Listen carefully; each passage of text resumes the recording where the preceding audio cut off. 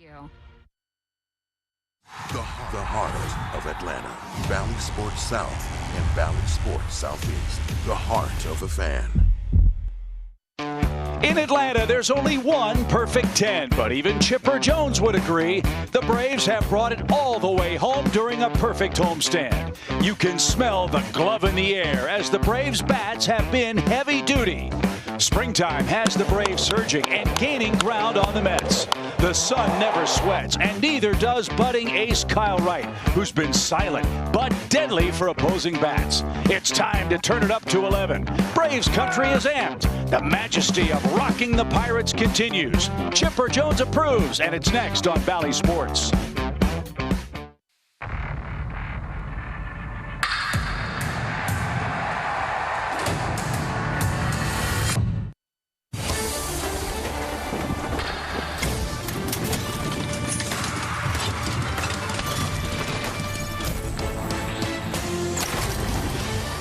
World champion Atlanta Braves baseball is brought to you by Truist. It is hot, it is steamy in Atlanta, but nothing's hotter than your red-hot Atlanta Braves, who bring a 10-game winning streak into today's play against the Pirates. Kyle Wright has turned into a staff ace. He's got the ball as the Braves try to complete a perfect homestand today. Hi again, everybody. Paul Bird, Brian Jordan, Chip Carey. The Braves have a 10-game winning streak. It's been 9 years since they've had a winning streak reaching double digits. A lot of positives to talk about, BJ. What sticks out first in your mind today? Michael Harris II sticks out because as soon as he came up from Double-A, this guy has been on fire, not just offensively, but defensively, and he impacted that defense in the outfield, really relaxed the pitchers, because now they're saying, hit it, I don't care, because Michael Harris is going to go get it. And how about the last 10 games? 342, that is my guy, folks. How about you, Paul? It's a pretty good choice, BJ. I was thinking Dansby Swanson, but then I realized I got to go with the captain of the ship. Brian Snitker stands out to me. In Arizona, his team's losing, not playing very well. He gets up on a chair, gives a speech out of Braveheart. Guys respond. I want to say this about Brian Snitker. He cares about his players. That's why they responded. If you do not care about your players and you give that kind of speech, it's hot air. You can't fool those guys in that locker room. He's a great manager. He's a great man, and let's give him 11 today. And oh, by the way, during this 10-game win streak, the Braves have shaved 5 games off the Mets' lead in the National League Eastern race. 10 in a row for Atlanta. We'll see if they can turn it up to 11. We wrap up the homestand and the series with the Battling Buccos on a steamy Sunday at Truist Park. Lineup's first pitch, Kelly Kroll, coming up after the break. And you can't do any better than Wright. He blew him away. And a swing and a miss. And Wright heats him up upstairs. Blew him away. That's sunk out of sight. Straw came out. Kyle Wright just struck out the side. Yeah, let's hope Kyle is the right guy today for the Braves on a scorching hot Sunday at Truist Park. A few puffy clouds overhead will give some relief for the fans and the players alike, but no relief for the Pittsburgh Pirates. The Braves try to sweep them and earn their 11th consecutive victory. Derek Shelton is the Pirates manager. They are losers of 5 straight games. They've scored a total of 11 runs in this 5-game losing skid. This is their Toyota starting lineup. Tucupita Marcano has been an impressive player at second base. Brian Reynolds and Ke'Bryan Hayes have combined for 11 of the 22 total hits for Pittsburgh in the first 3 games of the series. I would assume, guys, that's job number 1 for Kyle Wright if Atlanta's going to sweep this series and the homestand. Well, you're right. Kyle Wright on the hill. You see the record, you see the numbers. Last 5 starts, he's been dynamite. If you skip his start in Boston, I mean, the numbers just get even better. He has been phenomenal this year. He has been an ace. In case you missed our Braves Live pregame show, coupled with Max Fried, one of the best 1-2 punches in all of baseball. So, BJ, what are your 4 keys for the Braves to polish off the Pirates and have a happy flight? Kyle Wright, break out the broom. Stay the same. Don't change anything. Be aggressive. Be yourself. And offensively, we have to stay aggressive. Hit that first pitch, second pitch. We've been very successful in doing that. Tucupita Marcano is the leadoff man for the Pirates. He's had a nice series, 3 hits, and that one whacked foul, and we're underway. First pitch is 1:36. The game time temperature is 87 degrees. 87 degrees, the official game time temp I'm taking the over. It feels a lot hotter than 87. As right second pitch is lined to left field. A 1-out single for Marcano here in the top of the first inning. His 4th hit. Second game he's led off for the Pirates.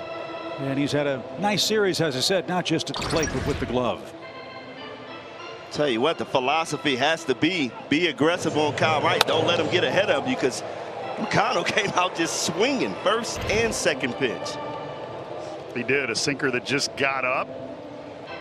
The good thing I like about Kyle Wright in these situations, very tough with guys on base, and when you throw a sinker and a curveball, you can get that ground ball and a double play at any time. How do we get this guy out? Bryan Reynolds has had a whale of a series. He's 8 for 12 in 3 games. And he swings at the first one foul. Strike 1. Guys, he was hitting 216 when he came in 3 games ago. He's up to 243. You guys ready for this? Bryan Reynolds has a 376 average in the month of June, 58 career games.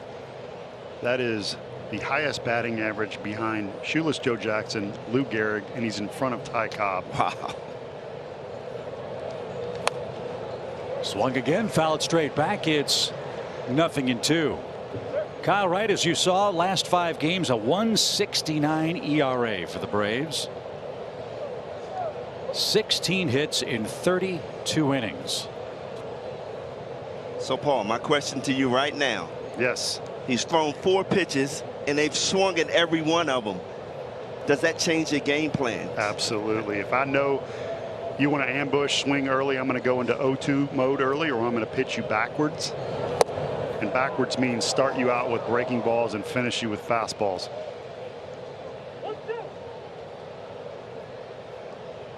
I know he has a small sample size with some of the names that I threw out there, but he likes the month of June, guys. Got to get him out. Runner at first, nobody out. Reynolds behind in the count. 1 ball, 2 strikes. Brave shift for him as he bats left-handed. And a right gets a swing and a miss. There's his first strikeout. Kyle struck out 7 Oakland A's in a career-high 8 innings in his last start. Watch this change up. Get on top. The bottom falls out of it at 89 miles an hour. So you got to deal with the sinker in the mid-90s, and then something with 4 or 5 miles an hour off that has similar action that looks just like that. Wow. Ke'Bryan Hayes, the Pirate third baseman, is the hitter. He's 3 for 12 in the set. And that's up and in. 1 ball, no strikes. Sean Barber, the home plate umpire for Game 4 of the series. Got to watch out for Hayes. 1-0 counts, hitting .714. Leads the National League. Popped up back toward us. And on the ricochet, a fan makes a nice catch down below. Fan from Rockmart, Georgia, made the grab. As Derek Shelton looks on for his Pirates. They're 24-33 on the year. They head to St. Louis for a 4-game series after they wrap things up with the Braves today. 1 ball, 1 strike. And high to Hayes, 2-1. This is really the first hot day that we've had this season. On June the 12th, I would imagine economy will be important, Paul, for both these starters. Want some quick innings. There's everybody trying to cool off as a heat waves upon us here in Atlanta. The pitch, swing and a miss. There's some heat. Now, as a pitcher, you like this kind of weather, don't you? Because of the humidity, allows the hands to be a little moist, so you can move that ball all around. BJ, you're giving out secrets already. It's Secret Sunday up here. I just wish I knew that when I played. I know. You want a little bit of sweat, a little bit of lather, mix it with the rosin, and if you like to spin the ball like Kyle Wright does, then it's very beneficial. The 2-2 is high. And a full count. Let's see if Marcano is turned loose. You gotta like this young kid, Hayes. Very patient at the plate. Doesn't miss his pitch. Very selective. Marcano leads. He's going. The pitch is hit high in the air to right. And Ronald has plenty of room to gather that in, and that is out number 2.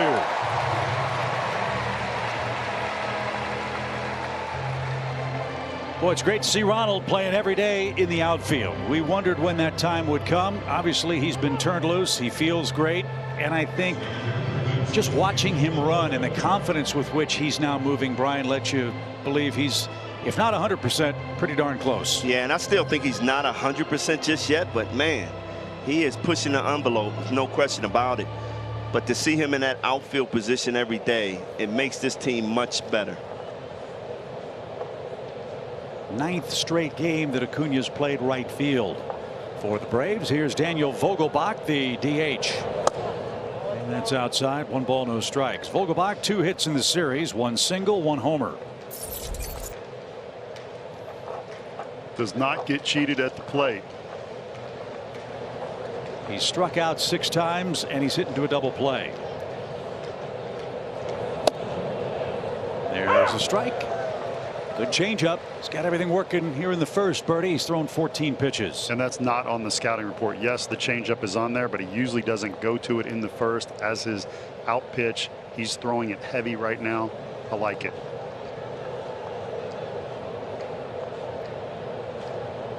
Right comes Sad and delivers a high fly ball hit toward left center. Harris slowing. He calls off Adam Duvall. You heard him say he's got it. He does. Kyle Wright gives up a leadoff hit and nothing else. Here come the Braves in the home first, scoreless.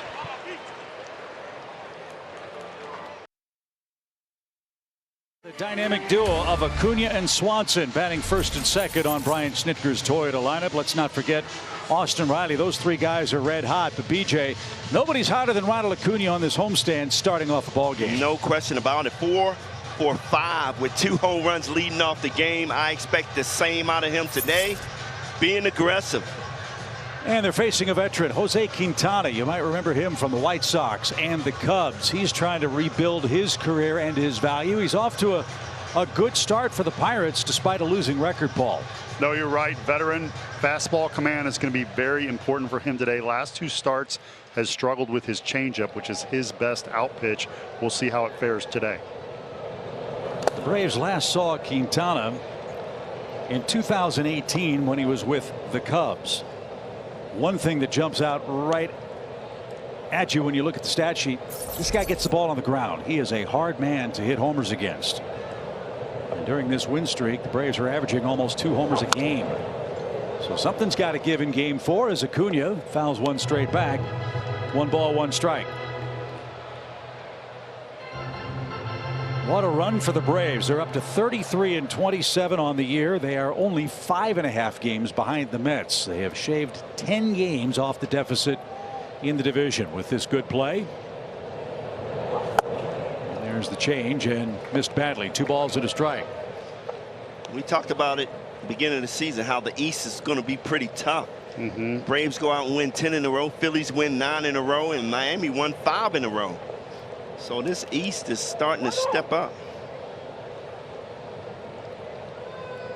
So the Mets feeling some heat, hearing some footsteps behind them as they continue their road trip out west. They play the Angels later on. Angels beat New York last night. 2 balls and a strike for Ronald. The pitch is taken low. Another changeup. I was in that locker room earlier today, Chip, talking to some of the pitchers, and they were talking about this lineup and how you never get a break. Keep in mind the Pirates swept the Dodgers, so the Dodgers weren't necessarily clicking, but they said, my goodness, this Braves lineup is significantly better.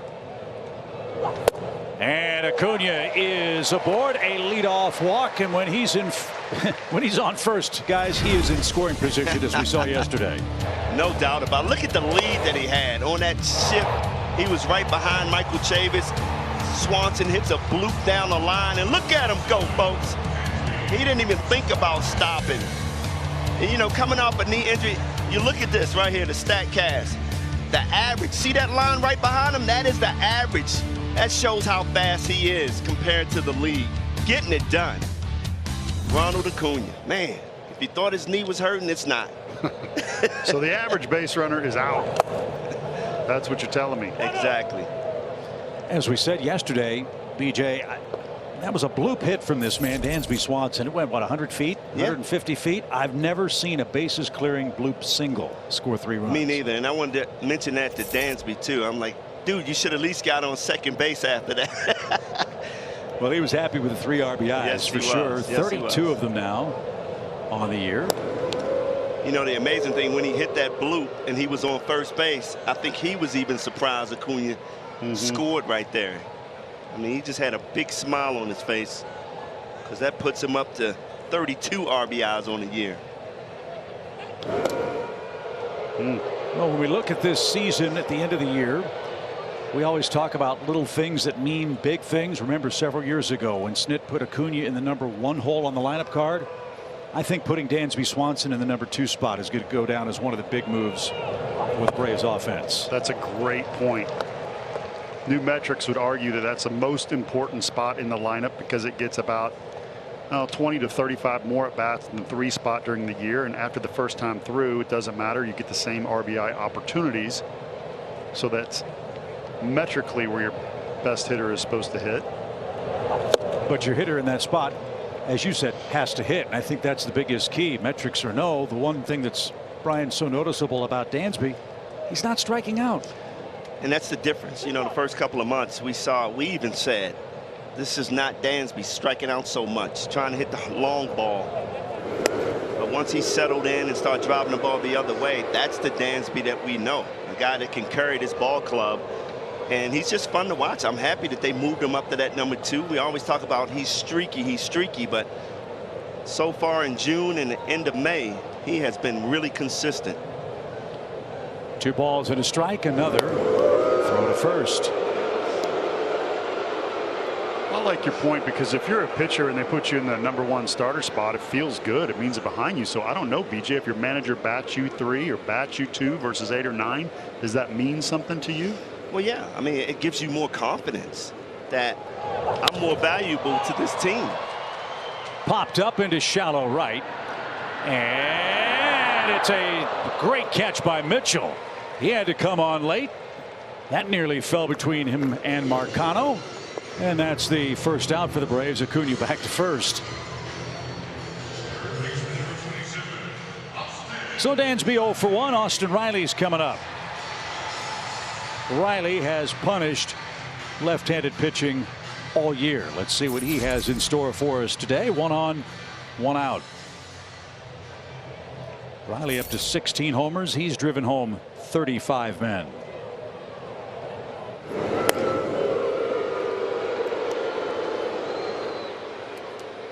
Well, I think Quintana knows Acuna's healthy now, because he knows Acuna will take off at any time. They give Riley the right side of the infield here. Good lead for Ronald. Quintana delivers. And the change off the plate. 1 ball, no strikes. Braves have had good luck against left-handed starting pitching. You'd expect that. This is a right-hand dominant hitting lineup. The Braves are 15-6 against lefty starters, and they have won 10 straight games when a left-hander opposes them. The pitch. Up and away. Riley laid off. Riley's son Eason is at the park today. First game. He was born April 20th of this year. Watching Dad. See if Dad can put on a show for him.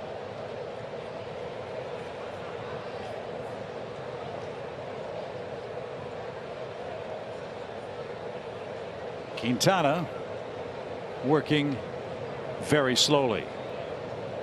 The 2-0 pitch. Inside out swing over the netting and out of play. Riley now 2-1. Well, Paul, you know what that means. His son is at his first game. Usually you hit a home run. Dad power. That's what I'm thinking. Right. It's like your birthday. If I'm a betting man, I'm betting on that today. Austin Riley, congratulations to he and wife Anna on their birth of their first son. He's had a heck of a last year. My goodness. Remember in April last year, like, did we send this guy down? What do they do? Right. You know, he's struggling, this and that. Next thing you know, he's an incredible 5 months, wins the World Series, has his first child. Guy's been hot for over a year. He has. Well, he struggled a little bit this year, but I love what Snit did. changed the lineup, moved him around a little bit, and now he has his confidence back. So here's where Quintana does not want to be, behind in the count to this part of the Braves lineup. Got Matt Olson waiting on deck. Ozzie Albies to follow. 3 balls and a strike. What will Quintana offer? With Acuna aboard, the pitch. Threw him a fastball. And Austin fouled it back. Full count. So a first 3-2 count chance for Ronald. Is he running here in the Braves first inning? Yes. I mean, that's been the reason why the Braves have been so successful in the last 10 games. They've been very aggressive on the base paths, getting in scoring position. But a left-hander stares at him. Quintana ready. Checks him again. Runner goes. Pitch is lined out of play. Right side and foul. That was really good. Acuna got a good jump, and it's really hard to get a good jump when the pitcher holds the ball. The longer that he holds the ball, the more uncomfortable you get on that first quick jump. So we are always taught as pitchers to calm a good base runner down, hold it, vary your times. It didn't matter. Acuna got a good jump on that one. Well, you better be careful on this pitch after that great jump. Another good lead, not going this time, and Riley didn't get a breaking ball. He strikes out. Acuna at first, 2 away, and it's a lefty-lefty matchup now with Matt Olson coming up.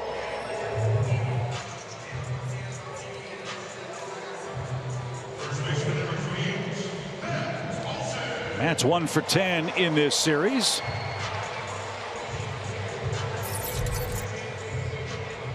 And looks for his first career hit against Jose Quintana.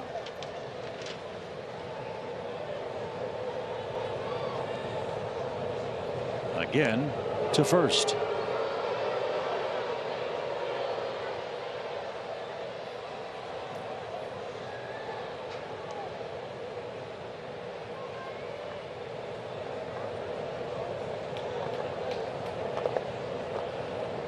Pittsburgh plays Matt to pull, and that catches the inside corner. Lefty-lefty batter-pitcher matchups, very tough. Historically, though, Olson has been very good against left-handed pitching this year. Olson hitting .234. Remember, 22 home runs for Matt against Southpaws in 2021. We'll settle for a ball down the line or a gapper. And with Acuna's speed, you like your chances to get a lead if Olson can put her in play here. Down a strike.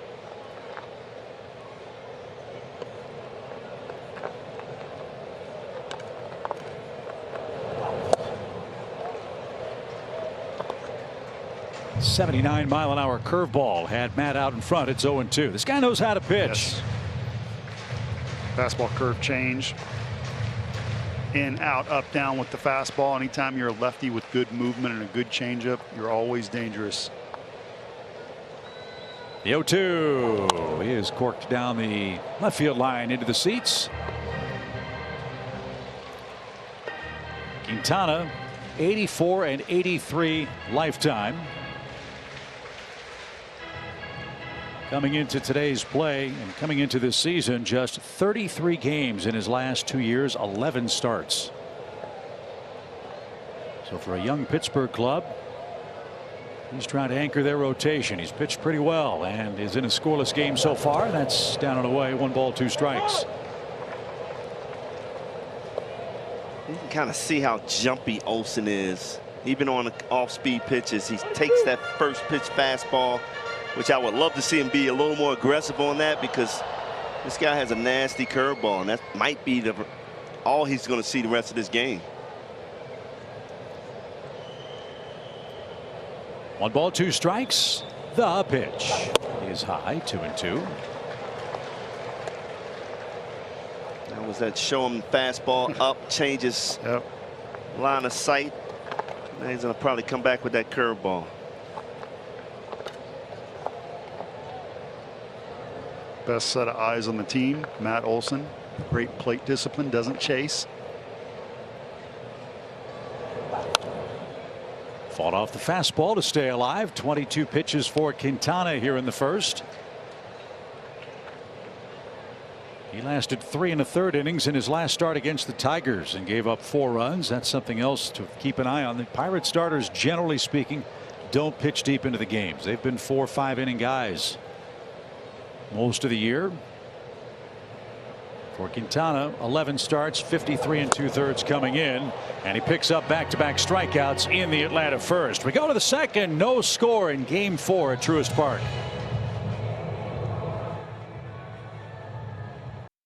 Ball presented by Truist. Kelly Kroll, Brian Jordan, Paul Burt, Chip Carey, and the rest of our great Bally Sports crew. Our producer Gretchen Caney down in the truck as the Braves try to stay hotter than the weather here in Atlanta. They've won 10 straight games. As we move to the second, no score with Jack Suwinski leading off against Kyle Wright, who threw 15 pitches in the first. Kyle picked up a strikeout after a leadoff hit. Nothing came of that for the Pirates. Suwinski, 8 homers, 16 RBIs. Nice looking young player, but a hot smash handled by Matt Olson. 2 pitches takes care of Suwinski. That's the first out. And that was the adjustment right there. That first pitch, nasty, down out of the strike zone.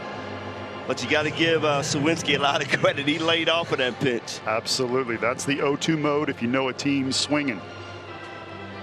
Well, Chavis isn't afraid to swing. We've seen that all series long. Michael's 3 for 12. It's been an unhappy homecoming for him to this point. Yeah, Mike Chavis is a good hitter, man. He's so aggressive and swinging at everything. But he come back home. That's what happens. Got family out there, friends.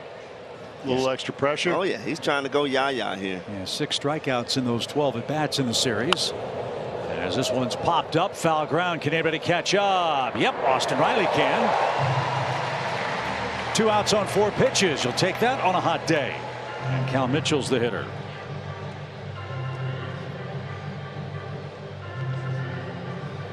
But the Pirates at times in this series have started 4 or 5 rookies. They have a lot of injuries in their outfield, so these kids are up from AA and AAA, getting some big league exposure. Only time will tell how successful they will be, but of all of them, this guy has a real sweet swing for me. Cal Mitchell, he's shown he can hit the ball the other way. He's a good outfielder. He's knocked in a run in the series. I know the Braves have won the first 3 games, but the Pirates, with the exception of 1 inning, have really played well. Yeah. They've pitched well. They've done what they could. They're not big boppers, but they've put good swings on the ball when they could have. Well, this is the same Pirate team that swept the Dodgers, so you know they have talent. These guys can play. We talk about the bullpen that they have. It's an outstanding bullpen. They just can't get there. That's right. And yesterday when they did, the roof caved in on him. 2-strike pitch. And Mitchell, good morning, good afternoon, good night. Kyle Wright, 3 up, 3 down, and boy, was that economical. 3 outs, 7 pitches, scoreless game. Heart of the order up for the Braves. Ozzie Albies leads off. He hit a grand slam yesterday. See if he can score the first run when we come back. He's 3-run single. How about Ozzie Albies' 4-run homer? Man, I love the way he stayed behind that fastball where he swung. He almost ended up back there with the catcher. That's staying back, seeing the ball deep. And man, look at the Zaxby, indescribable good play. 293 batting average. And how about him? Hit safely in the last 13 games. Yeah, everybody was worried because Ozzie didn't hit a homer in 40 games. Well, all of a sudden, he's figured that out, Brian. A couple of homers of late for the Braves as he leads off the second. And chased one up and away from Quintana. No balls and a strike. That grand slam for Albies leaves him 2 shy of 100 homers for his major league career. He's sitting on 98 of them. Told Kelly Kroll after the game that the pitcher threw it in his happy zone. So if you're pitching today, you got to stay out of the happy zone, BJ. But we also talked about how aggressive he is as a hitter. Leave him alone. 0-2 count yesterday. He fouled off about what, 4 pitches, and then all of a sudden he hits a grand slam. Look, he is what he is. When he's hot, he can carry a club. When he's not, you just know he's going to be again. As he's down a ball and 2 strikes. And maybe this is a guy that will keep Ozzie roasting hot. Lifetime against Quintana. How about these numbers? 5 for 6, 2 homers. Well, he woke up this morning feeling good, coming to the ballpark.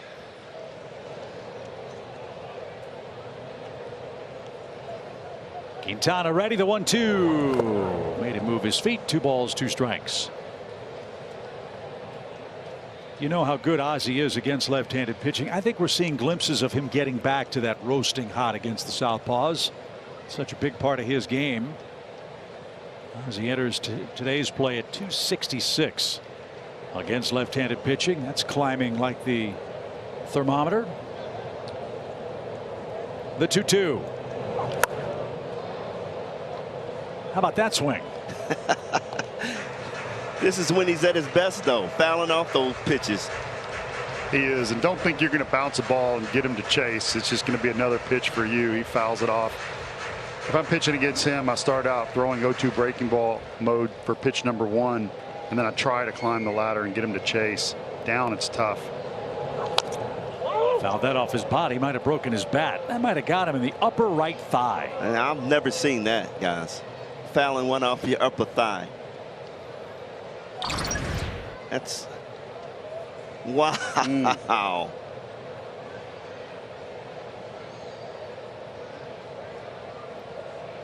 Ooh.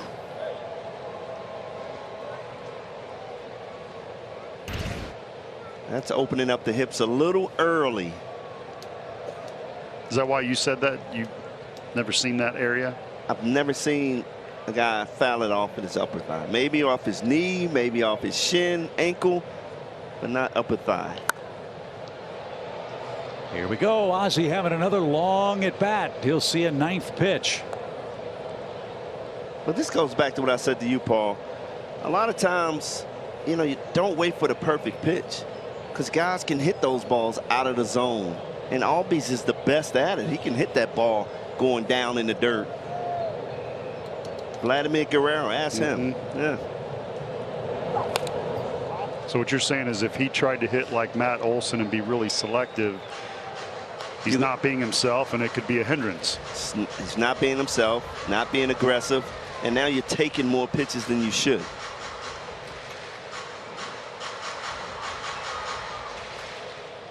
Pitch number 10 for Ozzie Albies, leading off the 2nd inning. Big league at bat. He's looking for the first Braves hit of the day. And here we go. Down the line and just foul. What a battle. I mean, that pitch is way outside and down on the ground. That was pitch 10. Look. That is not the way you teach the kids to hit. Is that the proverbial throwing the bat at the ball? Yes. Swing? That's my golf swing right there. Package that up.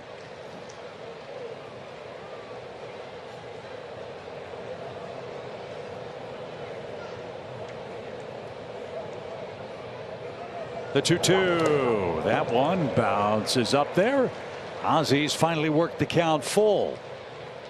So Quintana's thrown everything he's got. Curveball, fastball, changeup. Albies has seen 11 pitches. Ozuna's getting a good look in the on deck circle. He's following. No score, 2nd inning. Braves and Pirates.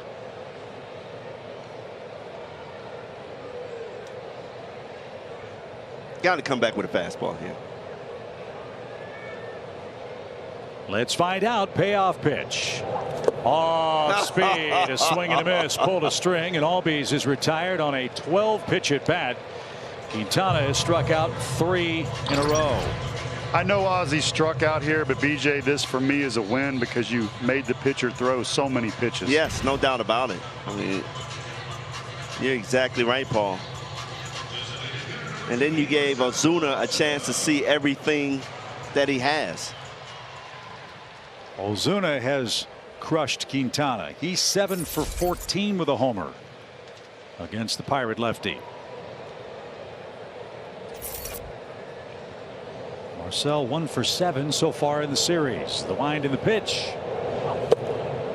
Well, you can tell he's really selling that changeup. You hear him grunting.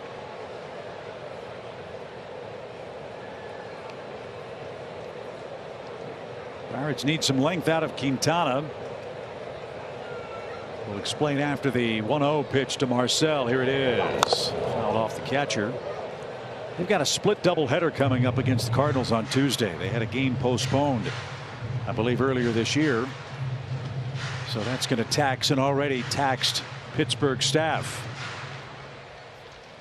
Quintana's averaging right around 4 2/3, 5 innings to start. Thompson went 5. Contreras went 4 2/3. JT Brubaker's been their best starter in the series. He went 7 innings in game 1. But gave up 3 runs and was beaten. 2 balls and a strike. On the ground left side, Ke'Bryan Hayes has it, and plenty of time for out number 2.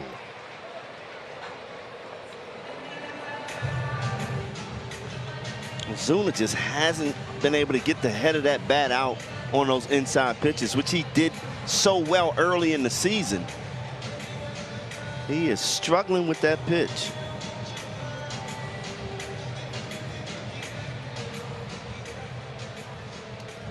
William Contreras is your hitter, adding 282, 8 homers. Getting over 300 against lefties. The pitch just inside, 1 ball, no strikes.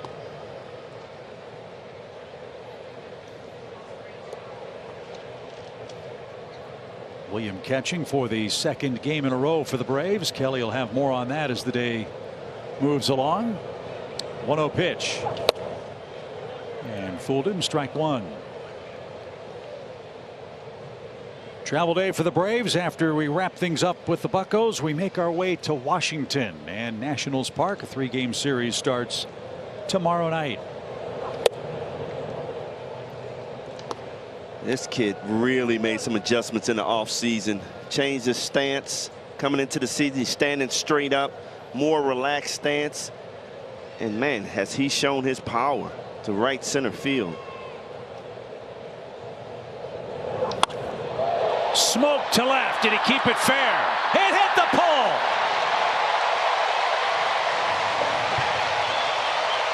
We almost got a Carlton Fisk, but it got to the pole so fast he barely had time to react. And then he was surprised, as we all were. A lightning bolt for Contreras, a solo home run, and the Braves strike first. Wow. How about this catching duel? The catches, 39 RBIs on the year. Leads Major League Baseball at that position. Forget about that right center power I was talking about. You throw that thing in there, he's going to turn on it. I'm telling you, heads up in the Hank Aaron Terrace, because this is a tomahawk. It got out quick. Just a matter of keeping it fair. And when it hit the pole, the crowd erupted.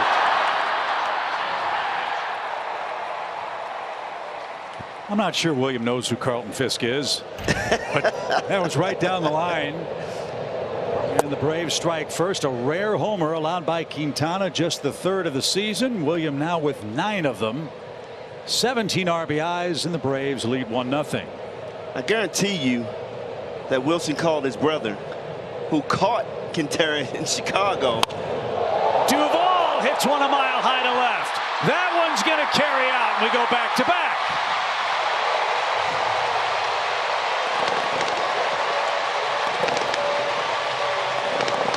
This is a great sign. Adam Duvall, back-to-back yayas. That is a good sign. He is getting his power stroke back, being more aggressive. I like what I see, the adjustments that he's making. Boy, Not the Braves, late on that fastball. Sorry, BJ. Boy, have the Braves done great work with 2 outs. It's the 3rd time they've hit back-to-back homers. Contreras and Duvall do it for the first time this year, and Atlanta leads by 2. Quintana had given up just 2 home runs all year. He's given up 2 homers in the second inning today. Well, you mentioned that earlier, and the first thing I thought of was, well, he hasn't faced the Atlanta Braves. Day game here, it's a little hot, 87 degrees, ball is jumping, Braves not missing. Ball is not the only thing jumping, the ballpark's jumping, man. They have been awesome, the crowds here for the Braves. We'll go over 1.25 million paying customers after today's turnstile count. Michael Harris, subject of Brian Jordan's opening comments, has had a great homestand. He's got a 4-game hit streak working.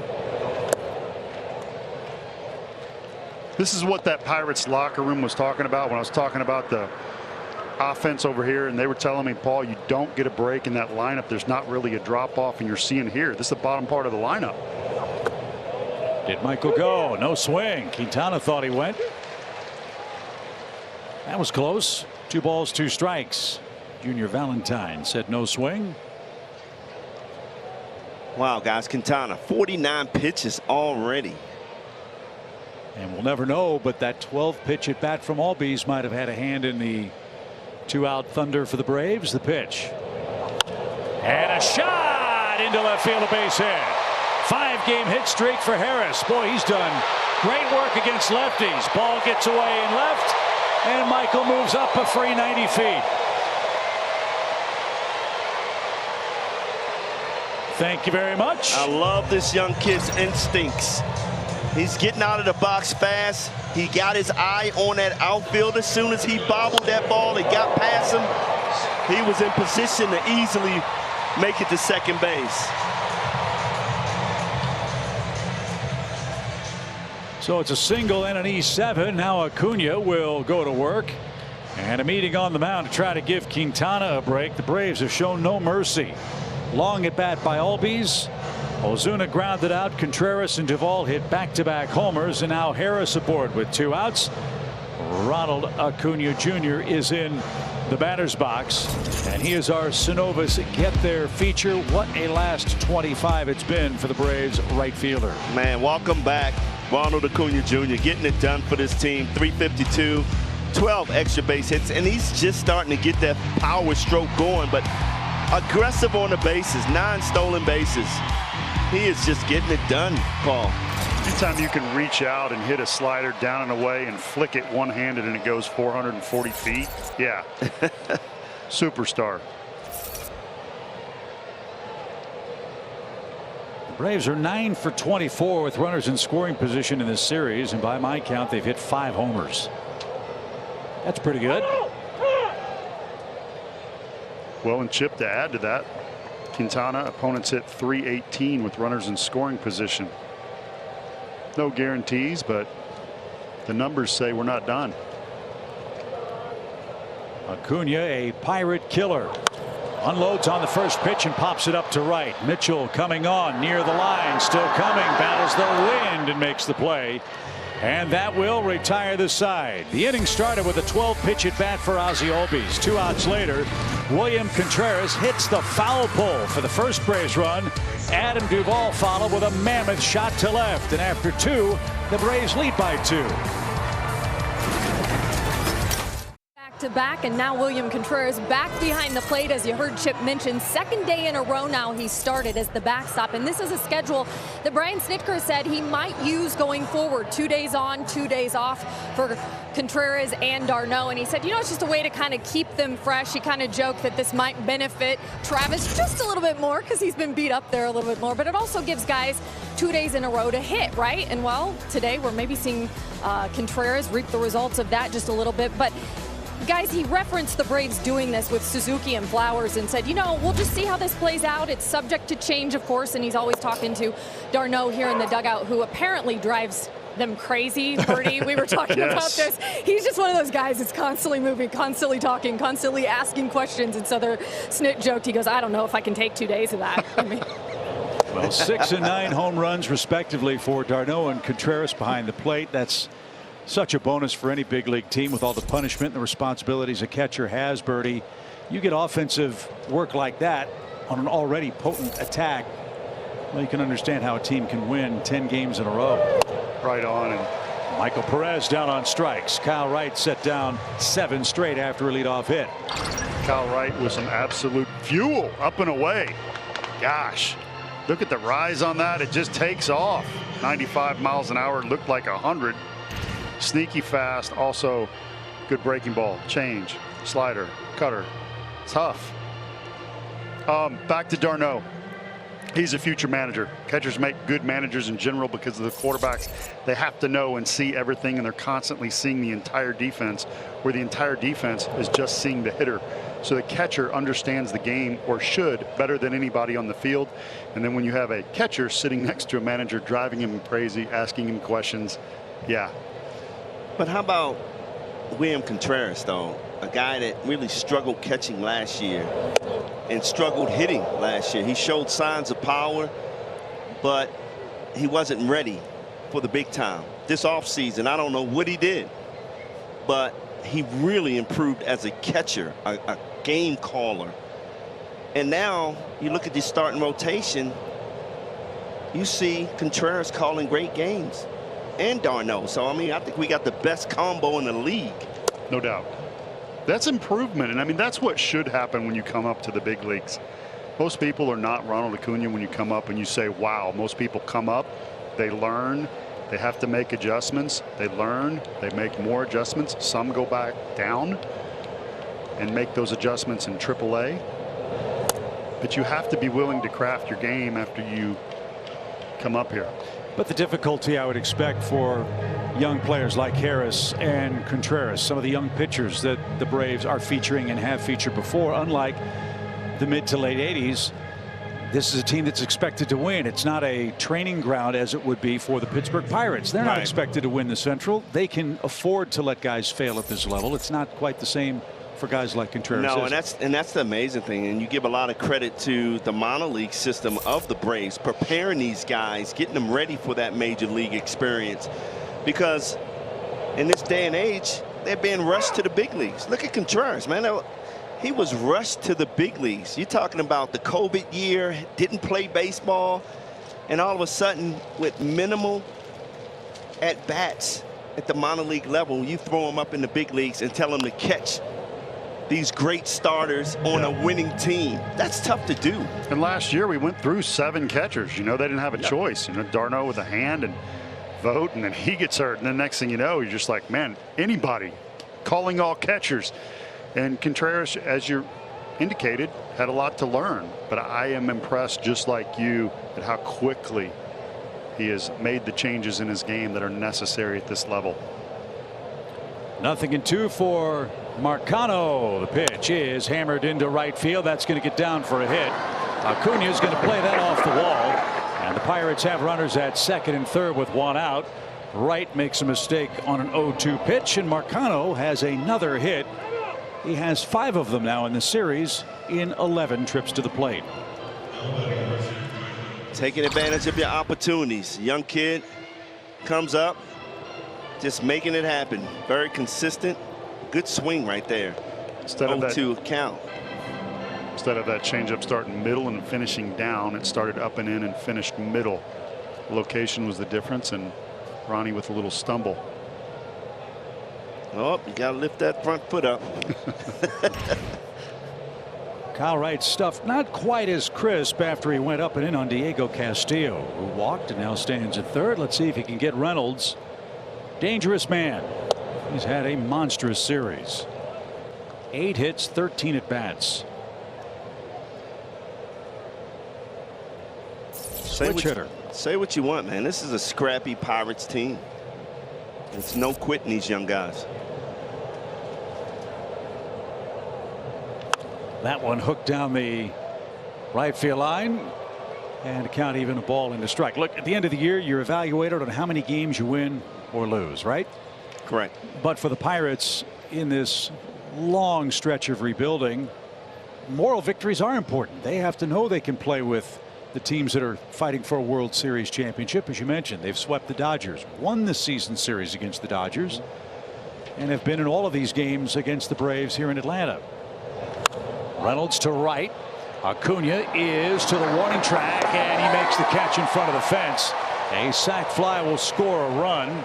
Scoring is Castillo. Reynolds picks up his 17th ribby. Marcano to third, and there are 2 out.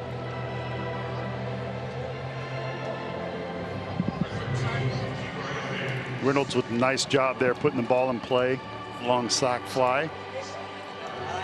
Dansby Swanson is hovering around the second base bag here. The Braves are going to check and see if Marcano left too early from second to third. So Wright's going to toe the rubber. He's going to step off and then throw to Dansby Swanson on the appeal. And they say he didn't go early. You almost never see that overturned. Right. But obviously Dansby saw something. He must have been looking right at him. So Ke'Bryan Hayes, runner at third. A run is in. 2-1 Braves lead now. They cash in a 1-out walk. And Hayes a little late on a 97-mile-an-hour fastball. Wright's best fastball of the day at 97. Bryan Reynolds and Cal Wright were roommates at Vanderbilt. That was the first time they have faced each other here today. Little tapper, Wright with a bare hand, off balance throw, and he makes the play. Wright gives up 1, but not the lead. Hayes rolls out. Atlanta holds a 2-1 advantage now after Kyle Wright makes a nice play to retire the Pirates' third baseman.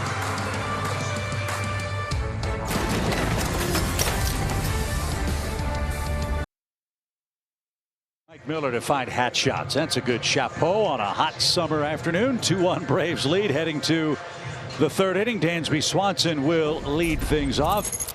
Dansby Swanson is our racetrack feature. He's red hot. Yes, he is. 6-game hit streak, .435, getting it done. How about getting it done with 2 strikes? First pitch, that ball rifled toward the gap in right center. It's high off the wall. Dansby Swanson is in at second with a leadoff double. Man, when he does that, he's one of the best in the game. Didn't even get a chance to finish. How about his average on first pitches? .440 average. Absolutely crushed a home run a couple days ago to left field. Can go to right field, cut down on his swing, can inside out the ball, again can pull that fastball. So when I'm pitching against a guy like that, it makes me nervous. And I stand corrected. First pitch, .490 average off of the first pitch. Don't cheat the man. I can't cheat him. Well, he put on 50 points after that hit. That's how that worked out. And let's see if Riley can get him over or get him in. Austin struck out in the first inning. Quintana has 3 of those. But the Braves have 4 hits among the last 5 hitters he has faced. Remember the Ozzie Albies 12-pitch at bat in the second inning. A strikeout. That seemed to take a little wind out of Quintana's sails early in the game. And you talk about it, Paul, that humidity has to get to him after 12 pitches. Has to frustrate him, first of all, that Ozzie fouled off so many pitches. Off to the right from Riley. That's into the seats foul. You asked me about the heat earlier. Yes, you sweat. It helps you on breaking balls with the tack, with the rosin. But you don't want to be out there in the heat throwing 20, 25, 30 pitches because it starts to fatigue your arm. And the next thing you know, the quality of your pitches suffer. They try to keep Dansby a step closer at second base. Now back out of that. Long pause, Quintana. Riley shoots that one into shallow center field, but it's going to be caught. And Swanson back to second with 1 man out.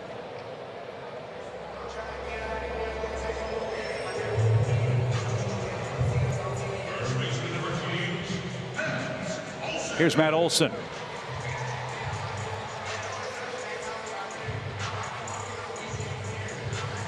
Be aggressive right here, Matt Olson. You see an early fastball, be swinging.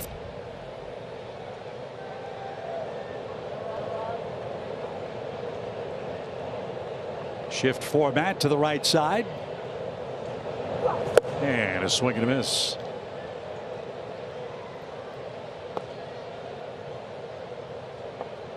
Brian, just because you're here, I'm going to start calling this alignment the nickel package. They've got 5 defenders, including the center fielder and right fielder, shaded to the first base side of the second base bag. Yeah. And Matt Olson's a good guy to drive the ball the other way. I mean, that's just what he does so well. A 1 pitch.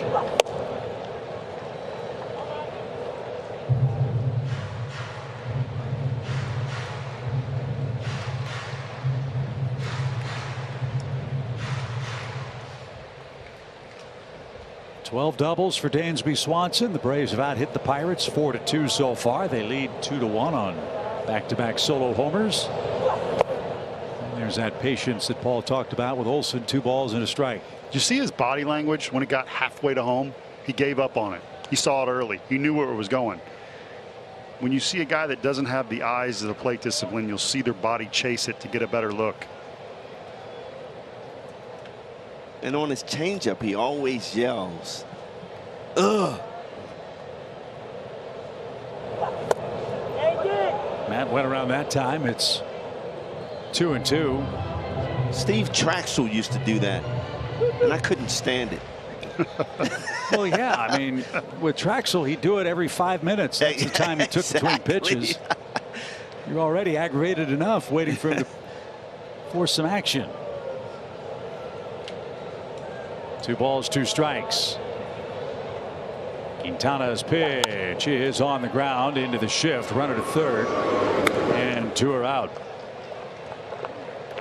So Matt is 0 for 2. Here's Ozzie. This was the longest pitcher batter sequence of the game. 12 pitches leading off the second inning. Well, the Braves have been so good with 2 outs, driving in runs. This would be a big hit right here for Ozzie.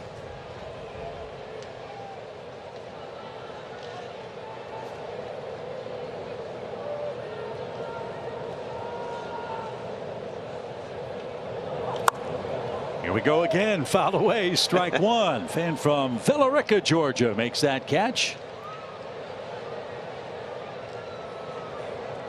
He's feasted here at home. 33 RBIs. 25 of them have come at Truist Park. 4 of them with 1 swing of the bat in the Braves' 8-run 7th yesterday. A grand slam. He'd settle for a base hit to extend the lead. The pitch in the dirt. I was going to say, Ozzie, after that first at bat, he may not see a strike thrown his way this at bat. A bunch of curveballs in the dirt, trying to get him swing early, get out in front. Ozzie only hits 184 on changeups. Quintana has a good one that has struggled with it previously. Last couple starts. We'll see if he goes to it here.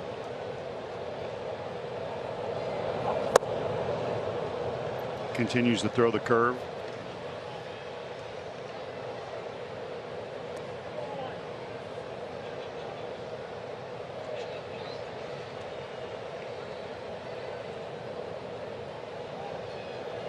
Two balls and a strike. Quintana's really had to work hard. This is his 65th pitch. And Ozzie bangs that foul and almost picked off Dansby again. That happened earlier on the homestand. Stay in foul ground, Dansby.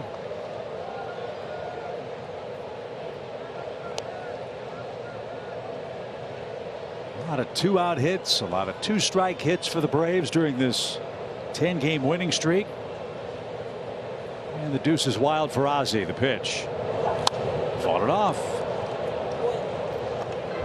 Braves have 110 2-strike RBIs. That is second in the major leagues. This has been a tough offense to finish off. Yeah, they'll strike out every now and then, but they make you work, and they're doing that here in the 3rd inning today. Only the Dodgers have more 2-strike RBIs than the Braves this year. The pitch. Number 7 coming up. Wow. Last 3: fastball, changeup, fastball. You got to come back with that curveball in the dirt. See if Ozzie can hold off on that swing.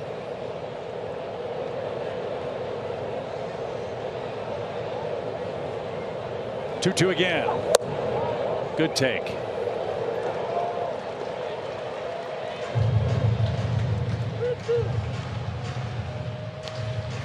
So a big pitch if Ozzie can reach.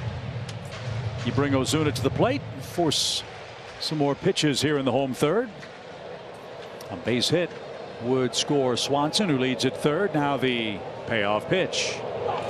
Little tapper in front of the plate. Perez will pounce and throw to first, and that will retire the side. That's disappointing. Braves got a leadoff double with 3, 4, 5 coming up. Couldn't bring home Dansby Swanson, but the Braves and Kyle Wright still lead. And that preserved this one-run advantage. And Paul Byrd, I know you get excited about these. Yeah, pitchers are not only very cool, but they're also athletes. Check it out. Back leg falling away. That's not easy after coming down a mound. Zach Plesac yesterday. This is incredible. Check it out. The jump throw. I love it even better. Slow-mo replay. You see Pache, who's got wheels. Watch Plesac, the throw. Watch the walk-off. Yeah, I don't need to. I like it. Was that I like Trey Young? Little drop in a 3. We're going down the court before it even goes. Yeah. I got this. I got this. So I got to give you guys a little credit, man. Thank you, man. I didn't think you guys that. were athletes. Well, I know you're the two-sport man. You're the ultimate athlete, but every now and then we get our moments. Dan Vogelbach leads off the fourth for the Pirates. BJ, be careful. They're going to throw you out of the hitters union. You keep talking like that about pitching.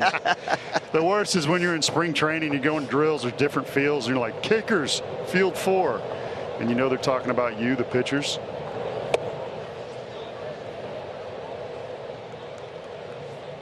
So Kyle Wright goes to work in the 4th inning. He retired 7 straight. Missed with a high fastball to Diego Castillo, the 9th place hitter. Walked him. Marcano doubled. Reynolds hit a sac fly. Right now 3-0 to Dan Vogelbach, who's 2 for 13 in this series. Looks like Kyle's a little frustrated out there. Yeah, he's frustrated going 3-0. I know that. 4 pitches, leadoff walk. I know he just walked this first hitter, but this stat gives me hope, and this is an anomaly. First time through the order, 244. Second time, 174. Third time. Normally, that average increases as the hitter gets used to you and your pitches, and you start to tire, and that average goes up the more you face the hitter. Not so with Kyle Wright. He has done a phenomenal job this year. No guarantees that it continues today, but I like those numbers. Now making his first ever start against the Pirates. Leads by a run with Jack Sawinski up. He rolled out his first time up. And that one floats in, a changeup, a beauty. 0-1 for the Pittsburgh left fielder, who has also made an error in today's game.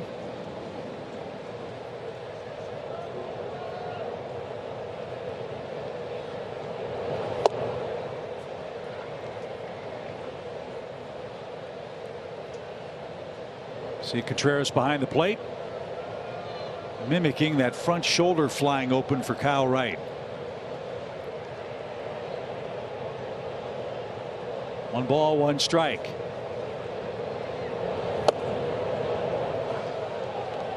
So not only did he tell him his front shoulder is leaking, flying open, but he called the pitch on the inside part of the plate to try and correct that, hoping the ball would be outer third on that curve. Wright still wasn't able to fix it up. So Sawinski ahead in the count. Brave shift and got that call. Top of the zone. Sawinski didn't think so. 2-2.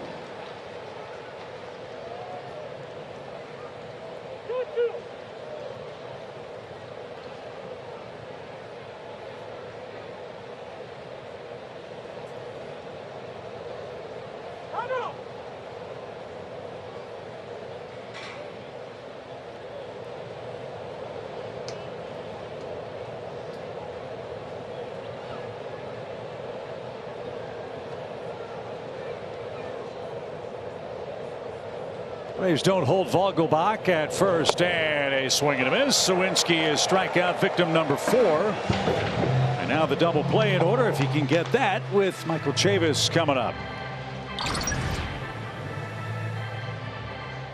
He's got a good fastball up today, 95, 97. Usually it's the sinker curve, but when you have different weapons, this is what's so advantageous about that. If one is not working, you can go to something else. As a starting pitcher, having more than 1 or 2 pitches is crucial. You're seeing why. Braves are taking advantage of that aggressiveness of the Pirate offense. They have now struck out 45 times in this series, Brian. That's a game and a half. Yeah, that's why you see these guys swinging at the first thing they see, because they don't want to get to that 0-2 count, 1-2 count, because they know the nasty stuff is coming. No balls and a strike. It's off the plate. Boy, speaking of nasty, Charlie Morton, 12 strikeouts yesterday, 6 innings. Were it not for a hit batsman, he might have left allowing just 2 runs in game 3 of the series.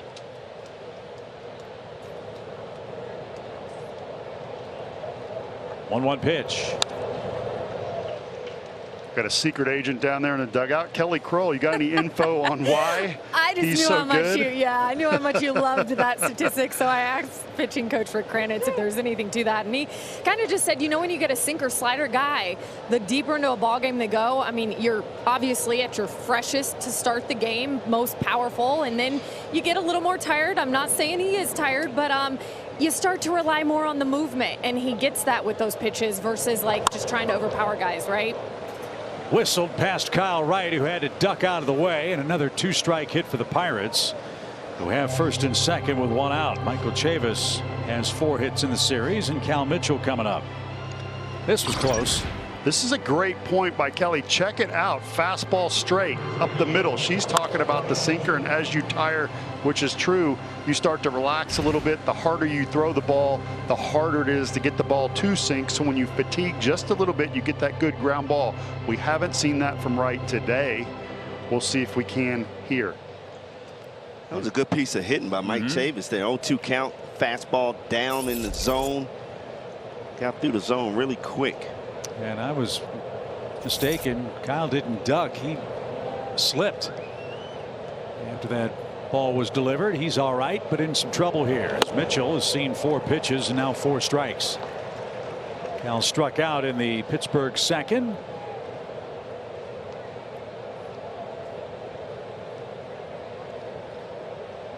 They threatened to tie the game in the 4th inning.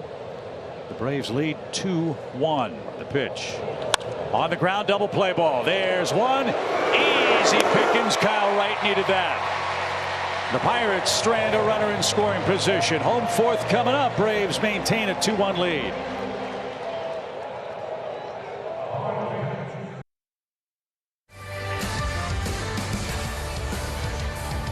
It's Hyundai Sunday here in Atlanta. Beautiful hot day for a ball game and then a post-game victory drive. And a nice automobile like that, that's your score.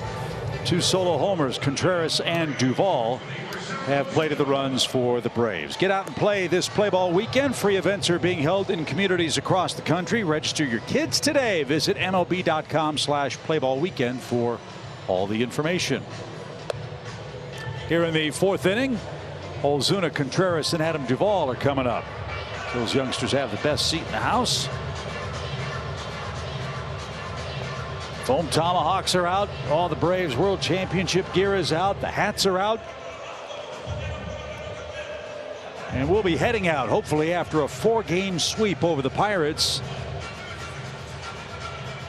Last time they swept the Pirates was in 2019. That was also a 4-game series for the Braves. Quintana's thrown a lot of pitches, 69 of them through 3 innings. And that one up and into Ozuna. 1 ball, no strikes. Let's see if Ozuna can get back to that aggressive swing on the inside pitch, open up his hips quick. He struggled with that early in the season. Start barreling up some balls.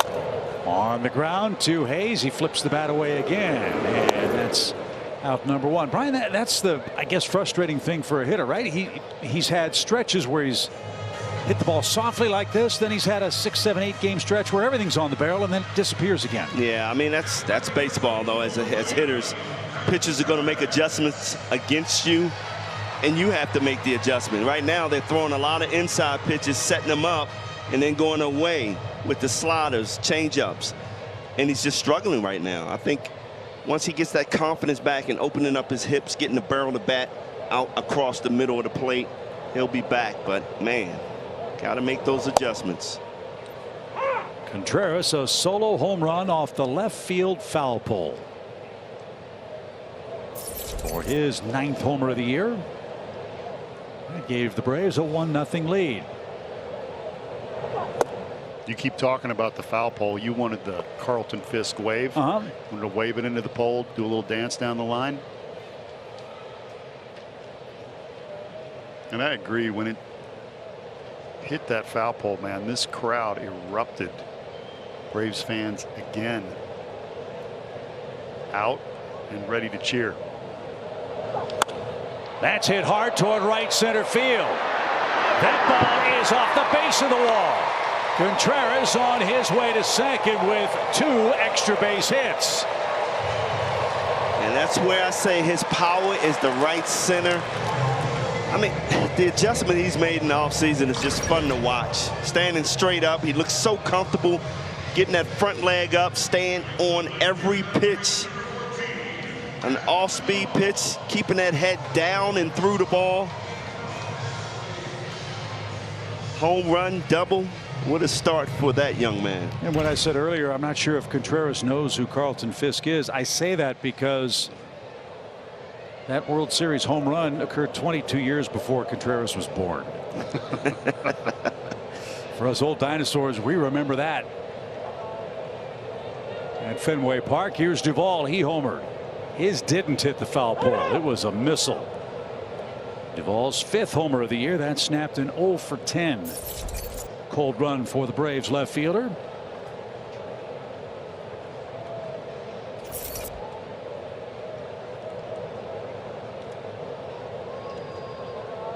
Let's get a couple more runs here. Give Wright some breathing room. Duvall scorches that toward right. Mitchell going back at the wall. It's gone. A 2-homer day for Duvall.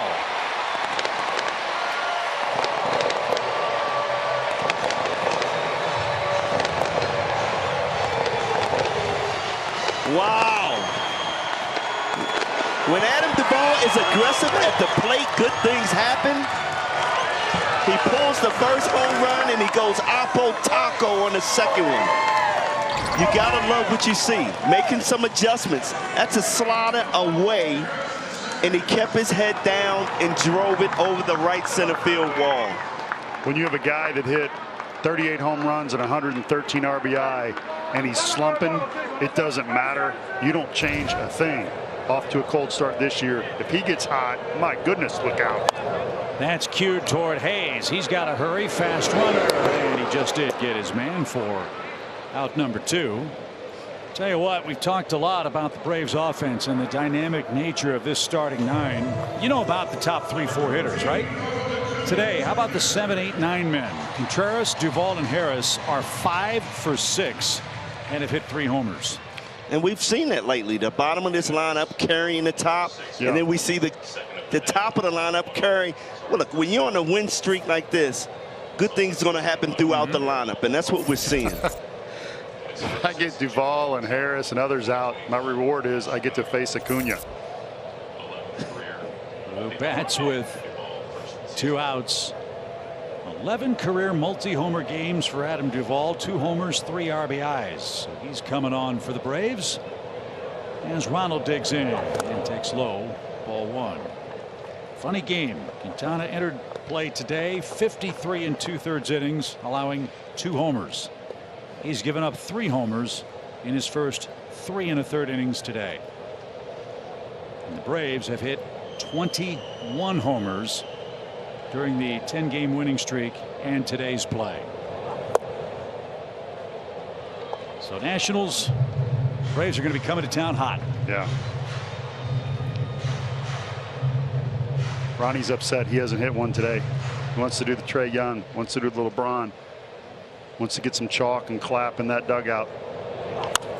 Won't happen with this at bat. Ground ball to short. And Acuna Acuna and the Braves are done in the 4th inning. Contreras a double to right center. Adam Duvall a homer to right, just over the bricks and into the shrubbery. Braves after 4 enjoy a 4-1 lead.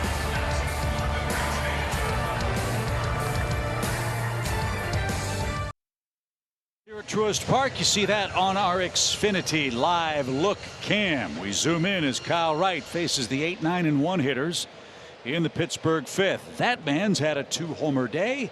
His 2-run homer builds a 3-run lead for Kyle, the biggest he's had so far. The pitch outside to Michael Perez, the catcher, who struck out in his lone at bat.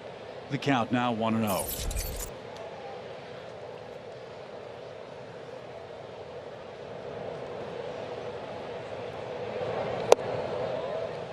Nice curve. BJ, you know how when a guy makes a great play in the field, get him a steak dinner, take care of him, the pitcher takes care of him. Adam Duvall, I'm buying a bunch of steak dinners for Michael Harris.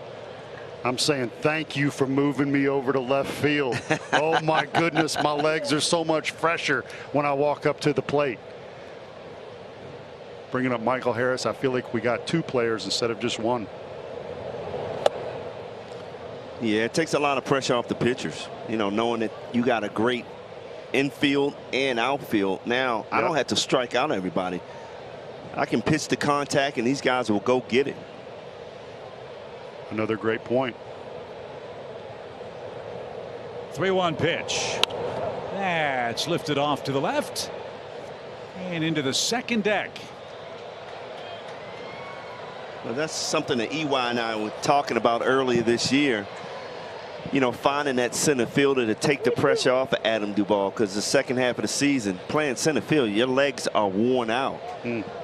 Unless you're a young guy like Michael Harris who can endure that. Whoa, how about that disappearing breaking ball? Perez missed that by 1.5 feet, and Wright struck out 5 men. How about this, BJ? The spike is up. Hee-haw! Check it out.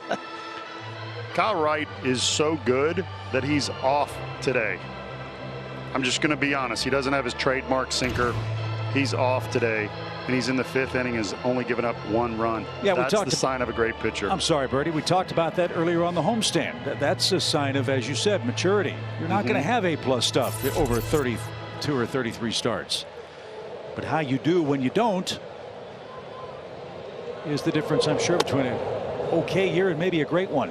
Well, Kyle's certainly having the ladder to this point. Yeah, look at his last start. He gives up 2 runs in that 1st inning. He's sitting there saying, uh-oh. And he just bounced back and just went, what, 8 innings? Career high. On the ground, Dansby Swanson scoops that up. And the peg in plenty of time. 2 quick outs. Speaking of quick, here's a quick message from Zaxby's. It's the new Signature Club with bacon and cheese. Remixed by Zaxby's. Top of the order, Tucupita Marcano is the hitter. He's 2 for 2. Remember, Ke'Bryan Hayes was the Pirates leadoff hitter for the first 2 games of this series. They're trying to jumpstart the offense and get him in a runs producing spot. So they've put Marcano in the leadoff hole, and he's done a nice job. He's gotten on base 3 times with hits, including twice today. Last time a double on an 0-2 count. And he's 3 for 3, a base hit. This kid is pretty good. Not trying to do too much. Get a pitch up in the zone. Nice easy swing. 3 for 3.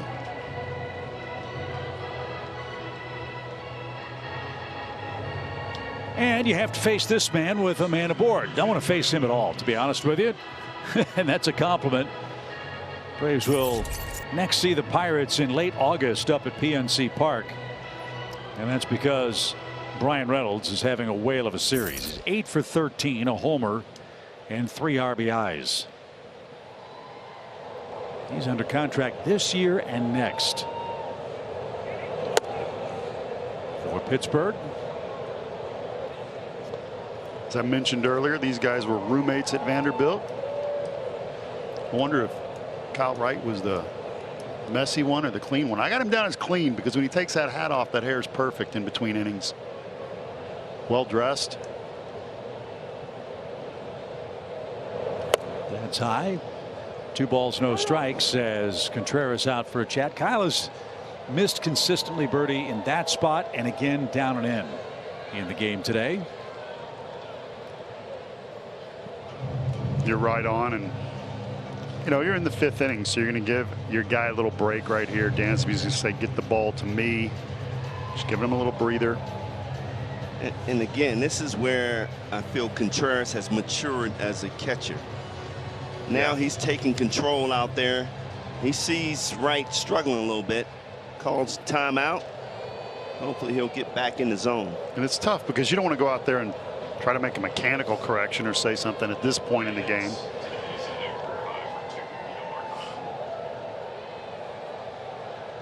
Dangerous pitch. 2 balls, no strikes, and Reynolds fouled it back.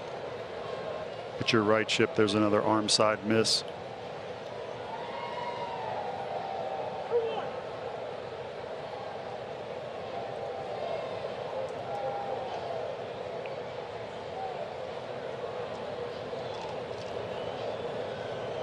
For Reynolds, not the normal shift. Hammered down the right field line. That's near the pole. That ball is fair. A home run.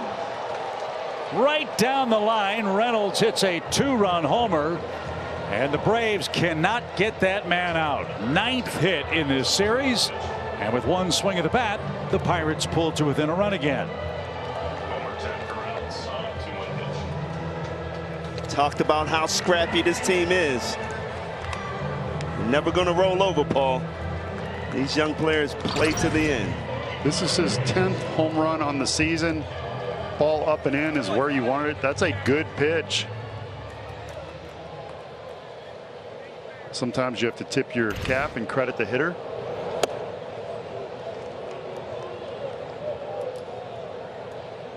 So Reynolds now with a 7-game road hitting streak, 13 hits over that stretch. And only his 4th homer this year with a man on base, a man or more. You can see why every major league team looking for an outfielder is knocking on the door of the Pirates to see if Reynolds is available. So he's got a 3 RBI day. Adam Duvall has a 3 RBI day for the Braves. And we've got a 1-run game in the 5th inning. Brian Hayes 0 for 2.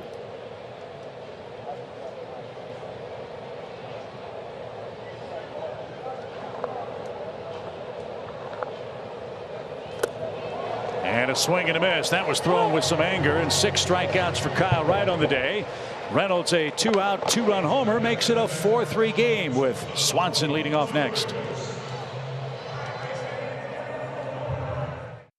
Sure, Ronald and Ozzie go back. Dansby and Austin Riley should be going to the All-Star game too. How about Kyle Wright? How about Max Fried? Perhaps Kenley Jansen will have a date with Dodger Stadium representing the National League. You can vote up to 5 times a day for all of your favorite Braves at Braves.com/vote.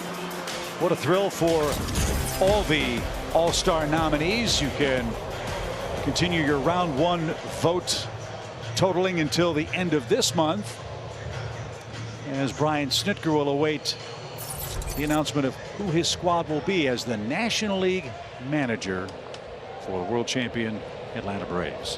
What a thrill. Dansby Swanson leads off in a 1-run game and takes downstairs. Love the posters, by the way. Adam Zimmerman and the Braves have done a remarkable marketing job with that.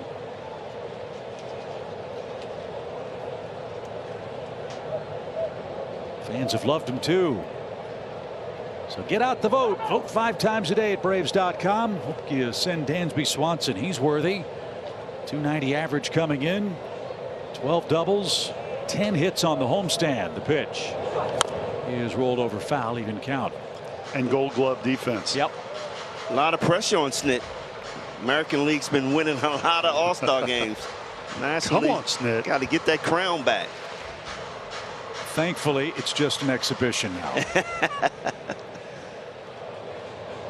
As Swanson awaits the 1-1 pitch, and that one is popped into shallow center, but Marcano will have no trouble with that.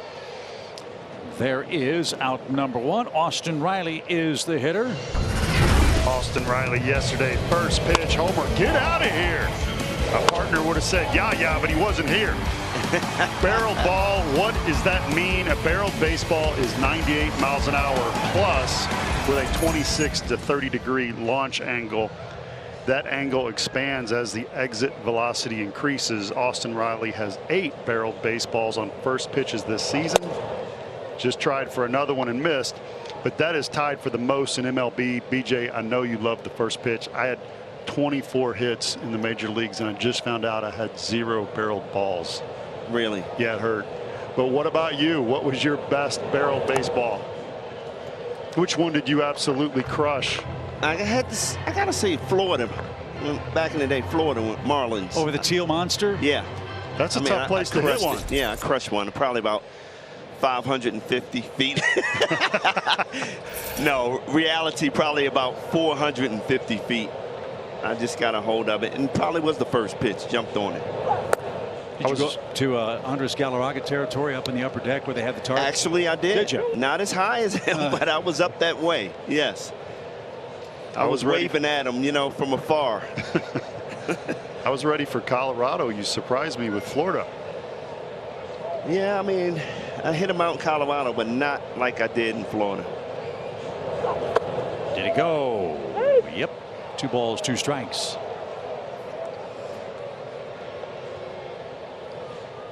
Will Crow's gotten up in the Pittsburgh bullpen. Quintana trying to get through 5 innings. Crow's a former starter who's moved to the pen. 4-3 Braves have the lead. A Reynolds homer makes things a little tight. The pitch.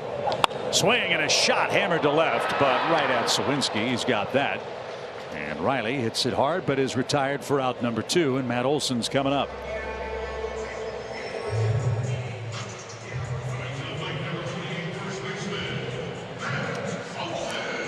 Got to get Matt going. He's had a quiet series. He's 1 for 12.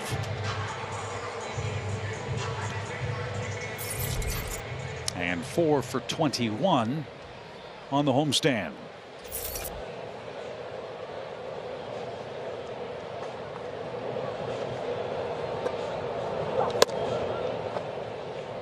Two hottest teams in the National League are in action today. The Braves winners of 10 straight. The Phillies with a long winning streak themselves.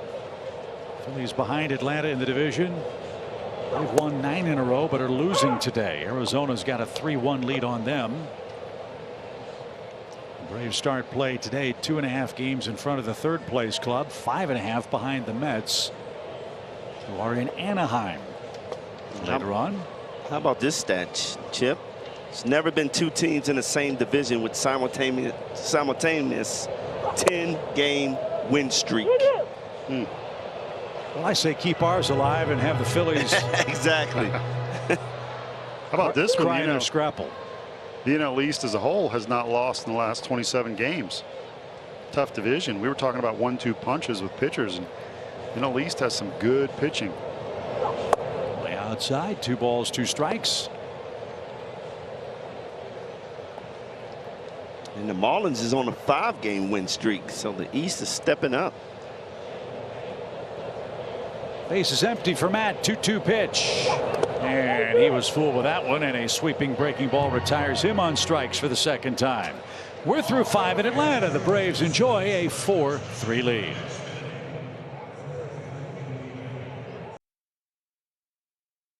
Representing Atlanta. How about 2 pitchers, 2 starters to be exact? Let's look inside the numbers. That's brought to you by Hyundai. You got to love it right there. Kyle Wright, Max Fried. You see the wins, the ERA, the whip, walks plus hits, innings pitched. And then how about that ground ball rate? There is nothing wrong with getting the ball on the ground. Get you double plays. You can get 2 outs with 1 pitch. And Kyle hasn't had that good sinker working today, or we would see more of those ground balls. I think both of those guys are worthy for the All-Star game. And look, when you got a manager managing it, I think their chances are pretty good.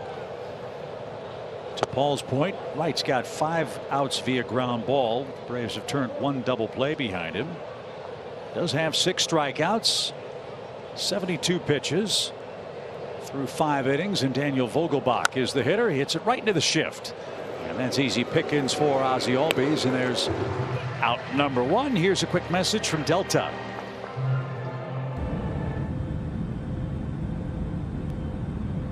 Delta, proud to be the official airline of the 2021 World Champion Atlanta Braves. Already we talked about Kyle Wright pitching in uncharted territory in his last outing. 8 innings. He'd never done that before as a big leaguer. Is there a carryover from one start to another when you have such a heavy workload for the first time? There could be, but I didn't feel like he worked that hard the last game. In other words, he didn't throw 120 really high stressful pitches like we've seen pitchers do in the past. I just feel like he just really hasn't been able to find that good sinker today.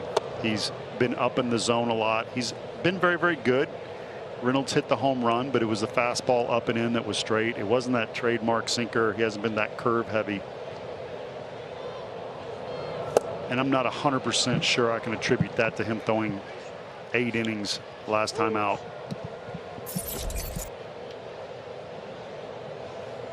Well, he's protecting a 1-run lead without his A+ stuff. And a check swing that could have turned into a nightmare, but luckily it went foul from Suwinski. 2 balls, 2 strikes.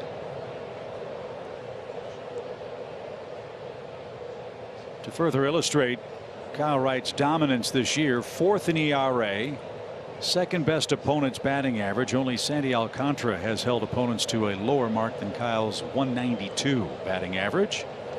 And a check swing and a miss. That's punch out number 7. Good start to the inning. 2 up, 2 down. And last 5 games, 3-1, a 1.69 ERA. And look, let's cut to the chase. He's been so good. Yes. We almost expect an impossibly high bar every single start. Well, he's earned that. I really think. I mean, with this consistency, like you said, coming in, Paul, that one bad game against the Red Sox, and this guy's the best pitcher in the league right now. Chavis first pitch. He'll take that on the ground to Ozzie. Right has an easy inning. Chavis thought he'd beat the rap at first. He wants the Pirates to check it. Ozzie took his time and threw a strike. Let's see if the inning is over or not. Kyle Wright standing near the foul line. We'll see if Pittsburgh challenges the out call at first, and the answer is apparently no. Oh, that was close. Wow. 3 up, 3 down. Wright needed that. Braves by a run with Ozzie leading off in the home 6th. Is brought to you by Toyota. Visit your local Toyota dealers today. Toyota, let's go places. And by the Georgia Lottery. Today could be the day. You bet today could be the day. The Braves hoping to turn it up to 11. They've won 10 straight. They lead game 4 of this series with the Pirates. 4-3 is your score. Remember, entering this homestand, the Braves hadn't had a 3-game winning streak at home yet all year. They're trying to run the table here at Truist Park against Oakland and the Pirates. Will Crowe is on, the former South Carolina Gamecock and graduate of Pigeon Forge Tennessee High School is on. He was originally a Washington National. Remember Josh Bell? Josh Bell was traded to Washington, and Will Crowe came back in that deal.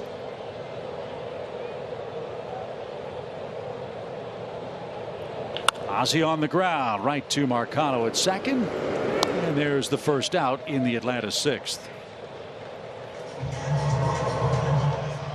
Quintana's day is done. He started for the Pirates, 5 innings, 6 hits, 4 runs, 3 homers. He walked just 1 batter. That was the leadoff man, Ronald Acuna Jr. And at the moment, he's on the short end of a 4-3 decision. Here's Ozuna. Marcel has played Pepper with Key Brian Hayes at third twice and is 0 for 2. 3 home runs. Get 5 innings, 6 hits, 4 runs unearned, 1 walk, 4 strikeouts, and 3 home runs. Quintana threw 92 pitches, 36 balls, 56 strikes, a total of 92. 92 for Quintana, as you hear. As the Pirates stick with their plan, Bertie, their starters go 4 2/3, 5 1/3, 5 2/3 just about every day. No, you're right. And see Will Smith warming up. I think Derek Shelton has done a nice job over there. I know guys like playing for him. He's a player's manager. He says we are who we are. He's got a good bullpen, so he's going to try to go to that bullpen a little bit earlier. Starters aren't throwing deep into the game, and you got to play the hand that's dealt. 2-1 pitch, and this one hit in the air towards center, but Reynolds will track that down, 2 outs. Clint Hurdle was a former manager in Pittsburgh, and he told me something years ago that's always stuck with me, and I hope this is the case for Ben Cherington, the Pirates organization, and their fan base. What Clint said was, it takes courage to have patience.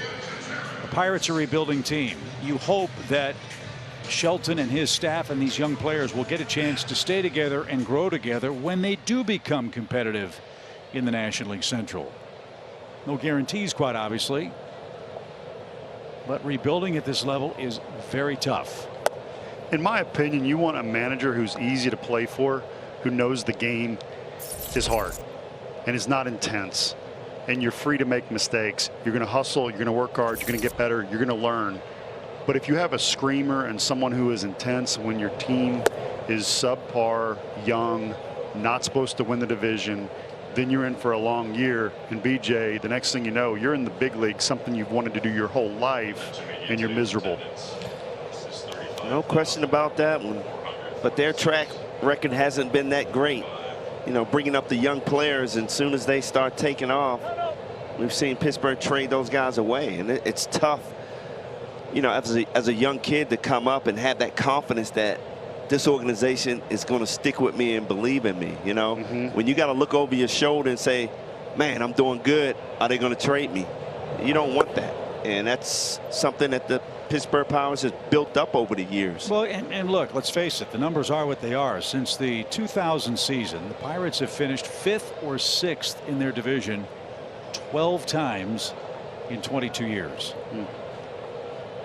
Let's face it, that's not a lot of good baseball. And they've had 2013, 2014, 2015 playoff teams, drew close to $2.5 million in each of those years. It's a market that's starving for a winner. And with Ke'Bryan, Hayes, and Reynolds, they feel like they've got 2 cornerstone pieces that will take them to the promised land as Acuna and company try to sweep them. Contreras, the hitter, he's had a perfect day at the plate. A homer, a double, 2 runs scored. This is the part of the lineup for Atlanta that's done the bulk of the damage today. 7, 8, 9 have 5 of the Braves' 6 base hits and have scored all 4 runs. Strike 3, and that will end the inning. Will Crowe with a 1-2-3 frame. Now the bottom third on for Pittsburgh. Looks like it's going to be a bullpen call for Brian Snitker.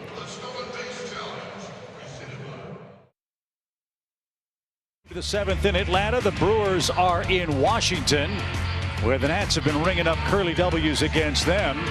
The Milwaukee Brewers really sliding. They've lost 8 games in a row, but they're winning today 3-1. A Willy Adames homer, the big blow at Nationals Park in Washington. That's where we're heading after today's play. We welcome you back to Hyundai Sunday. The Pirates and Braves from Truist Park. Kelly Kroll is standing by down by the Braves dugout. Hope she's in the shade.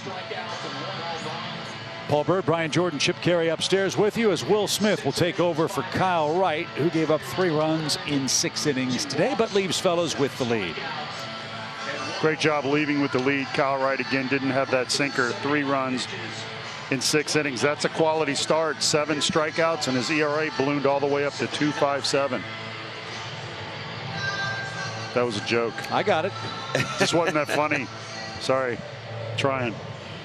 Mitchell, Perez, and Castillo coming up. Braves bullpen this month has been spectacular. A 1.67 ERA. And Will's had a hand in that. Mitchell, the happiest Pirate that Kyle Wright's out of the game. He struck out and hit into a double play against him in his first 2 trips to the dish in Game 4. Paul, were you a little surprised that Wright didn't go 7 innings? Or get that opportunity? I could have seen it gone either way. I would have let my pitcher tell me. I think he's earned that. I would let my pitcher tell me how he feels and be honest. And then sometimes, you know, when you got a bullpen that's as good as this team and you got the lead, sometimes you take that decision out of his hands. You say, hey, you fought through 6 innings. You didn't have your great grade A stuff. We're going to a pen that's pretty fantastic. Wow, no swing there. 2 balls at a strike. Snit can't believe that. Bobby Cox once said, you know, you got 25 guys on a roster for a reason. You got to let the other guys play too. Yeah. And so Smith should be well rested. The 2-1 is on the ground right into the shift. And a long throw for Riley takes care of Cal Mitchell. A ground ball out. Here's the first in the 7th. Chip, you're talking about other guys getting to play too. I was talking to Tyler Matzik in the locker room earlier, and he's up to 190 feet. Throws his first bullpen on Tuesday. So even though this bullpen has been fantastic, you have backups on the way, and didn't even mention Mike Soroka, and he'll be along the way later in the year sometime. Michael Perez has swung and missed twice. He's 0 for 2. That's the pitch that I think was the difference maker for Will Smith in the last 6 weeks. Brian, fastball. Fastball, setting guys up. We've seen him throw a lot of curveballs, but he has to command that fastball to be dominant like we saw in postseason last year. That's down the line, but curling toward the seats, foul. And a fan from Dothan, Alabama will come up with that after the usher figures out if that fan's truly sitting in the Dothan, Alabama section. That's really important to know.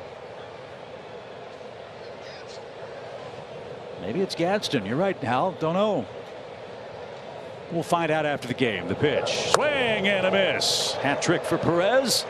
That's out number 2. One more to get, and then we'll send you to the stretch. It's presented by Synovus. Trevor and Peter Moylan will break down the home run hitting Braves, who hit 3 more in today's game, giving them 21 homers over their last 11 games played. 8 Pirates have struck out today. Smith has his first, and here's Castillo, who's walked, scored, and grounded out.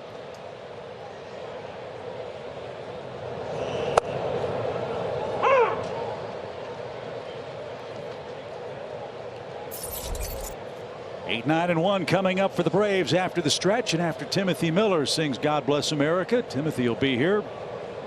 He'll be cheered on by 35,000 plus as Riley makes short work of Diego Castillo and the Pirates. Will Smith, an impressive 1, 2, 3, 7th inning. Braves 4, Pirates 3, going for their 11th consecutive win. Huge crowd of 35,446 here at Truist Park as Timothy Miller, cool as a cucumber, not even a bead of sweat as he wears that beautiful tuxedo on a near 90-degree day in Atlanta. He'll make his way to the center of the diamond for God Bless America as the Braves try to complete a homestand sweep and 4 straight games against the Pirates. Here's Timothy with God Bless America. God bless America, land that I love. Stand beside her and guide her through the night with a light from above. From the mountains to the prairies to the oceans white with foam. God bless America, my home, sweet home.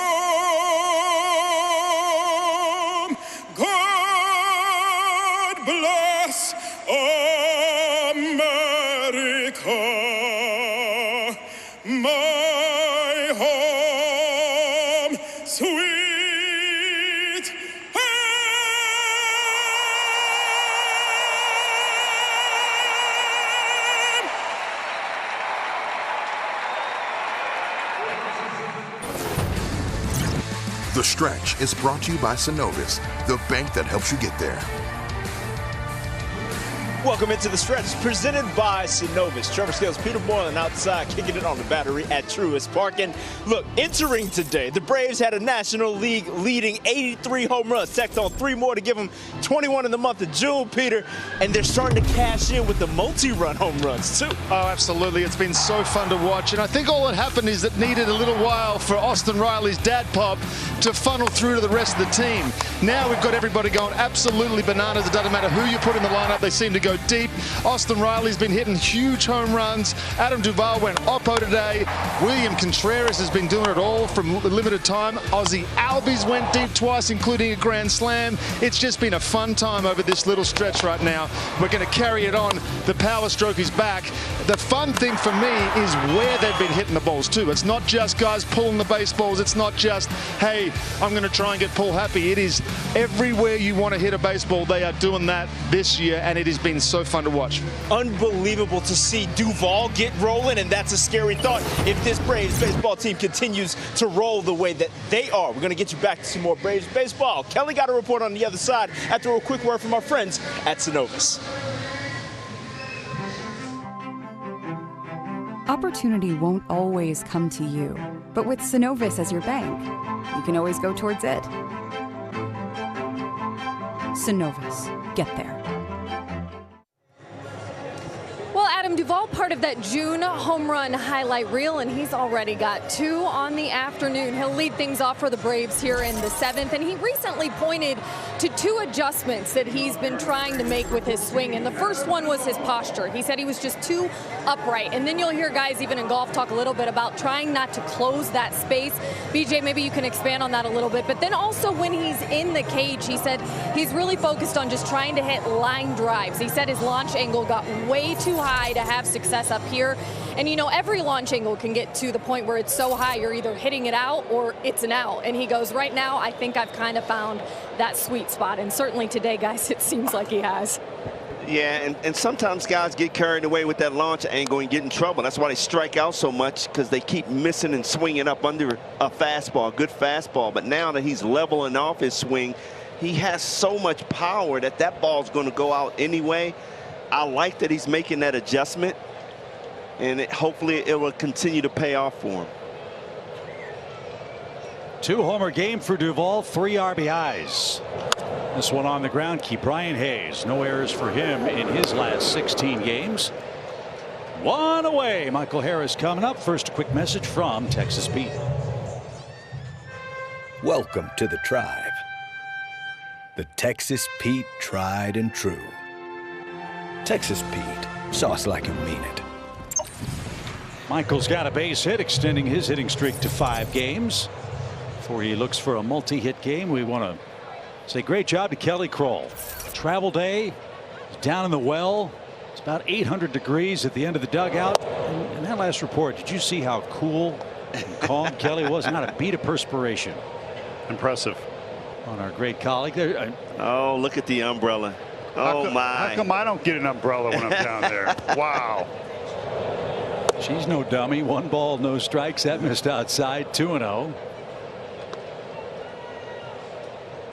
Kelly, as always, does a great job on her reports. And hopefully she'll report on a Braves sweep. Braves on their longest winning streak. Can't wait for Mike Harris to get that first home run out of the way.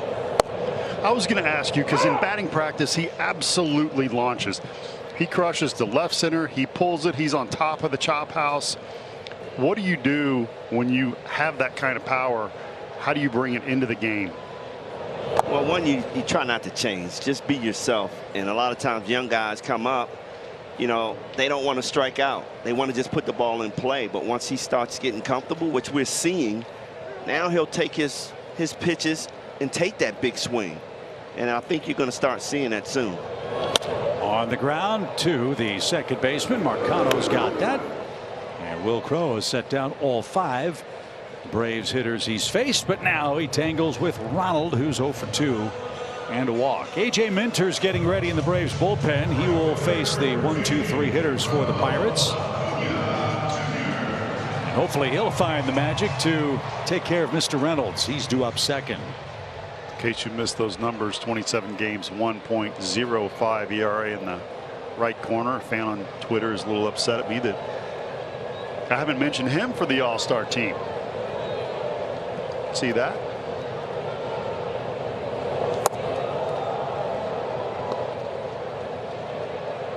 Outside to Ronald, 1 ball, no strikes. Great homestand for Acuna, 3 homers.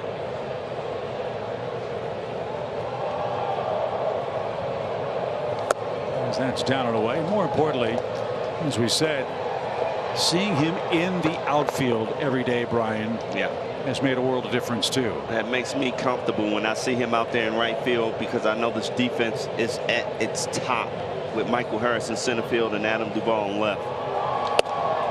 And how about that leaping catch he made earlier in the homestand on the warning track, a play that was so reminiscent of the one that saw him tear up his knee in Miami? I would think from a psychological standpoint that was a big hurdle. Well, you know what, we saw it early in Colorado where he had a chance to jump up and he was a little nervous. You can see it. But now I feel like that knee is almost 100%. He's getting that confidence back that he can leap and not worry about it. See if he gets the green light. 3-0 here as the fans have the wave going here at Truist. The pitch, and he takes ball 4 low. I don't care how much you rehab. I don't care how good the doctors are, and take this the way it's intended. Brian, you've played a very physical sport, the NFL. I would imagine that's the biggest hurdle to overcome, not the tear of a ligament or a broken bone, but the brain muscle, if you will. The mental part. Yeah, I mean, definitely. I don't care what sport you play. Mental. And just to give you an example, when I first started playing just baseball, I used to come up and say to Ozzie Smith and those guys, man, this game is easy, you know, until I played my first 162 games. It's mentally exhausting to play this game. And you're right, you got to get over the mental part of this game to be successful. Once you do that and relax, you know, the game gets easier. But it's so hard to do. The ups and downs that you have in baseball. Right-hander on the mound. Let's see if Acuna thinks about running. Not with this pitch, as it's golfed into right field. And right at Mitchell, who is underneath. And that sends us to the 8th inning. A.J. Minter is coming on, top of the order for the Pirates. Braves by a run.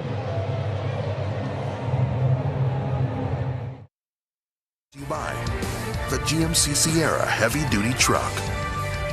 Xfinity. Supercharge your home with supersonic Wi-Fi, unbeatable internet, only from Xfinity. And by Kaiser Permanente. We're through 7 in Atlanta. Great ball game for the world champs. 4-3, the Braves lead it. The World's Champion Trophy Tour presented by Truist is making 151 stops across Braves country, honoring our 151st year as a franchise. The next stops here in Metro Atlanta are June 14th through the 19th.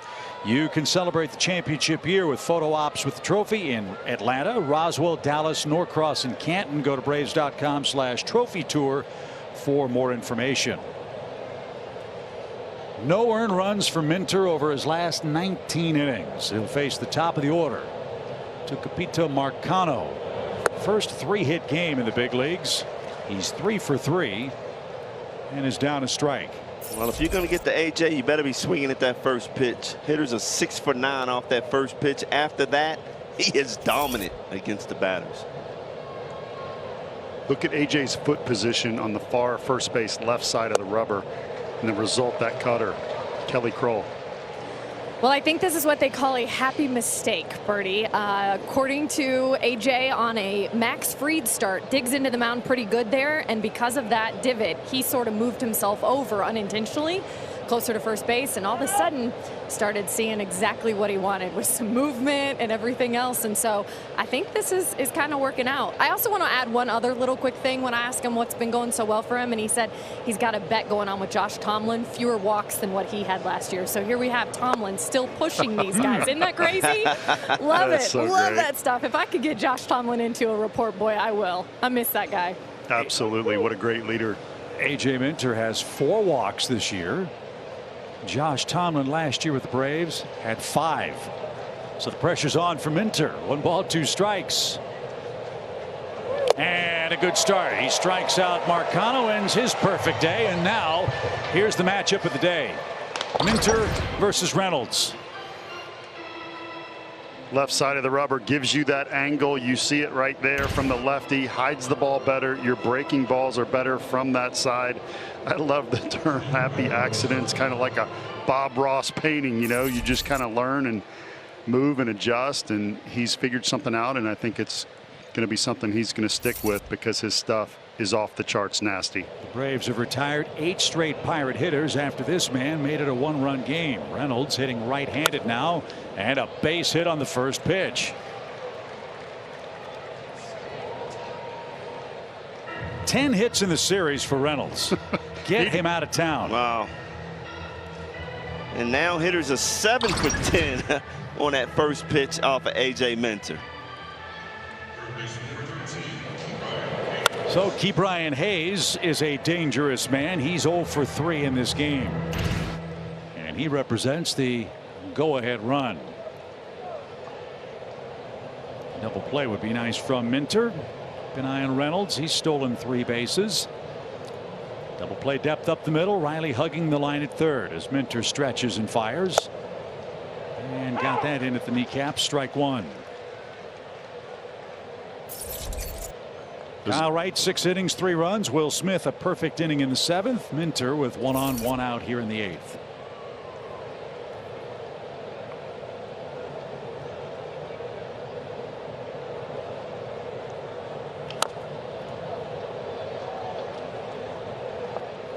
There's a difference between a straight fastball on the inside part of the plate, like we saw from Wright that Reynolds hit for a home run, and a ball that has moving cut action. So this is like a heat-seeking missile. The hitter from the right side of the plate reads fastball in, fastball middle third, goes to turn, and it just keeps coming in on their hands at 94 to 97 miles an hour. He's way ahead of Hayes with 2 strikes, 1 out, and a token throw to first. BJ, you remember Andy Pettit? Yes, I do. Good cutter into righties. Minter's his type of movement plus 3 or 4 miles an hour. I remember that cutter, but I remember that pickoff move more than anything. He's probably the best pickoff pitcher I've ever seen. Glove held high for Minter. The pitch way outside. Changeup. And a nice play by Contreras to spear that. 1 ball 2 strikes.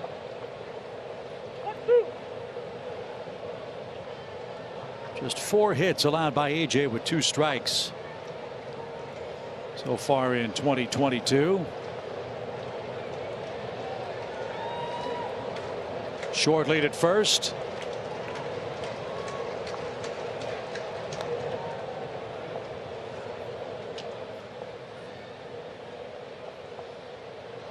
Braves have the game set up the way they want. Wright, Smith, Minter, and then with the lead you turn it over to Kenley Jansen in the 9th inning.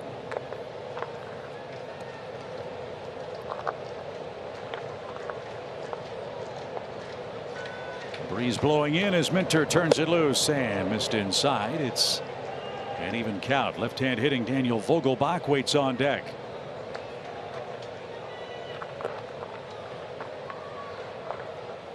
Jack Sawinski is scheduled to follow. He too a left-hand hitter, but we've seen Derek Shelton go to his bench liberally with left-handers on the mound for the Braves. We'll see what's up. First, the 2-2 pitch.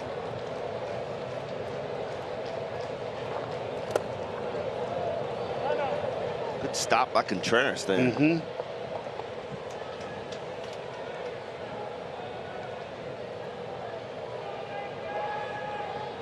He's really become a good defensive catcher now after his struggles early on when we brought him up. So a full count. Is Reynolds running here?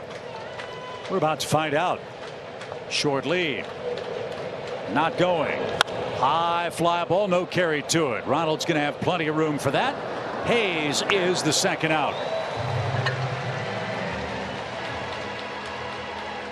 So it's Vogelbach versus A.J. Minter. But first, a quick message from Academy Sports and Outdoors. With our free in-store assembly and pre-assembled grills and smokers, buy online at academy.com and pick up in-store. So keep those grilling plans at Academy Sports and Outdoors.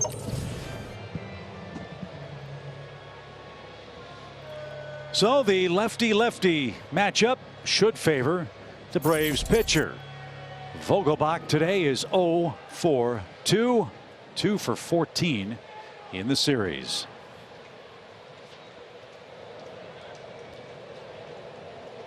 This man has plenty of power, but he also does that a lot. Birdie, strike one. You're right on. I like this matchup. Again, it's baseball, so there's no promises here. But Minter, no home runs to left-handed hitters since 9-10-19. That was Corey Dickerson at Philly. That's a long time. No balls and a strike. Shift on for Vogelbach. And down and away. Lefties just 1 for 25 at the plate against A.J. Minter this year. That's how dominant he has been. As you see, the Pirates bullpen, Chase DeYoung, Dwayne Underwood. Won't need but a couple of pitches to be ready on this hot day. And again to first. Minter's trying to do his best Max Fried imitation. It hasn't worked yet. The great pickoff. 1 ball, 1 strike. Reynolds at first. Another half step on that lead. The pitch. Swing and a miss. Minter's a strike away from getting through the top 4 hitters on the Pirate lineup card. As good as the Braves bullpen has been, and they have been terrific, just think what happens when Yates gets here, when Matzik gets back. Very exciting prospects. 1-2, runner goes. They got him picked off with a good throw from Olsen, and they got him. There's the good pickoff move. A.J. Minter takes care of Reynolds, and the Pirates are done in the 8th inning. It's 4-3.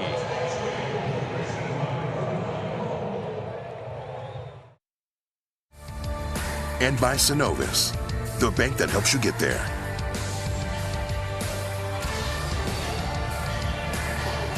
The Braves have hit 3 homers today. Austin Riley would love to join in on that with some dad power. That's the subject of the best coverage in the game, our T-Mobile coverage cam.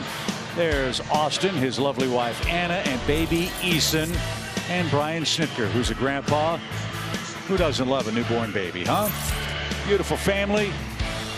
What a life-changing year for Austin Riley and his entire Mississippi clan, man. That's just beautiful to see, isn't it? Easton is saying, get me out of this heat.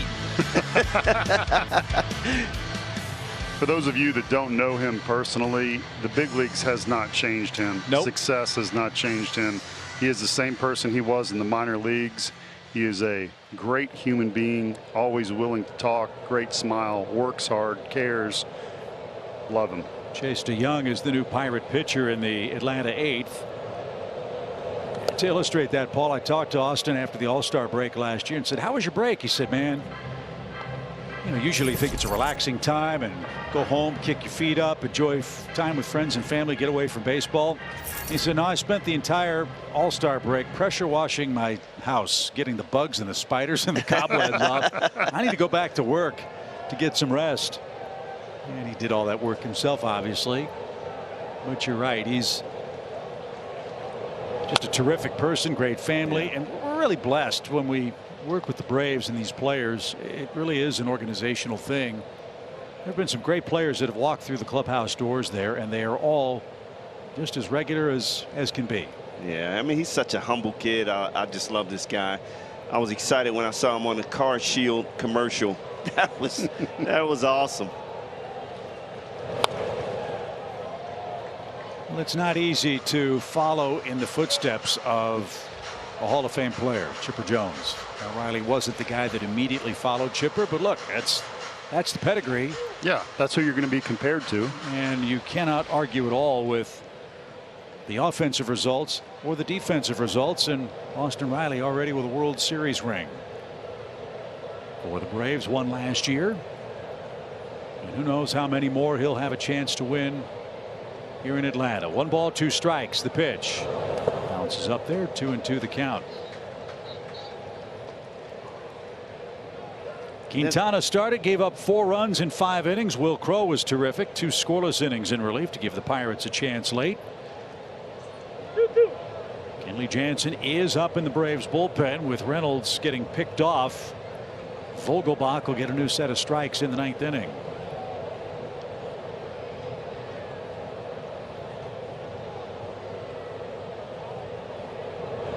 And a swing and a miss takes care of Austin Riley.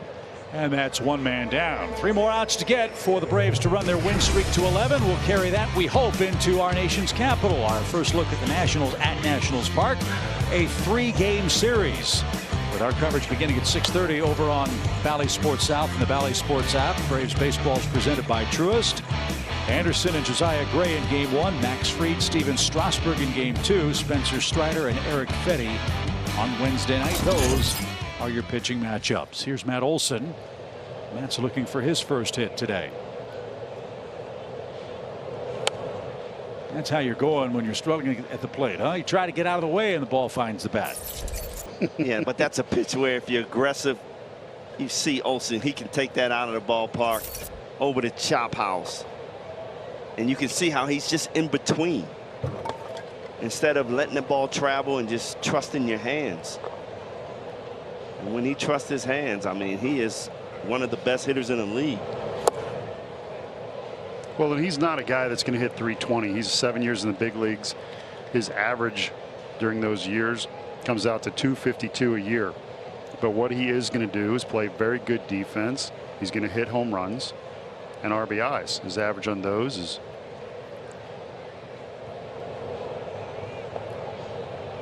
.38 homers and 103 RBIs. Shift on for him with 2 strikes. And that bounced 3 feet in front of the plate.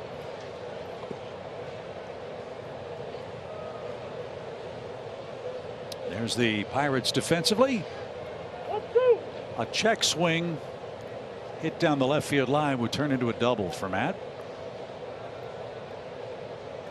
As everybody is trying to stay cool on a upper 80-degree day. A ball and 2 strikes. Phillies are getting beat 7-1 Arizona. Looks like their streak's going to come to an end. Hopefully the Braves will wrap this one up in the 9th with no drama and then turn their attention to the Mets game out west. Always good to put that first win on the board and put a little pressure on the team at the top of the division. The Mets, whose lead over Atlanta at the moment is 5.5 games. The pitch. Wilson's worked it full now. Good at bat. 3-2.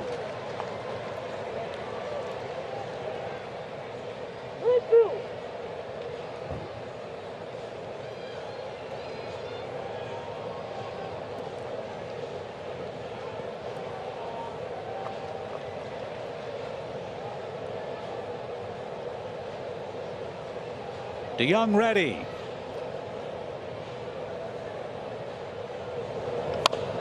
That scatters the Braves in the dugout. Hope everybody got out of the way on a top spin bouncer.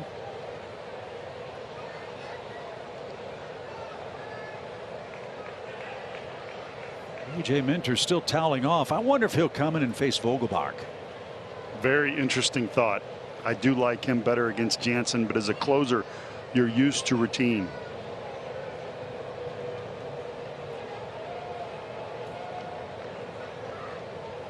See if the Braves can give either AJ or Kenley a little more breathing room. Up a run, the pitch. Swing, fly ball belted straight away center. Reynolds has gone as far as he can. Breathing room.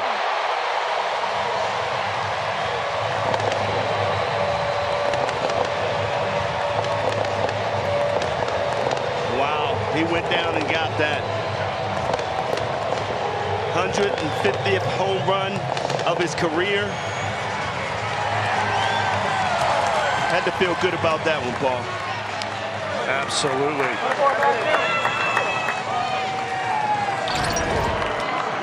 biggest part of the ballpark, went down and hit a 1-iron. What a beautiful swing.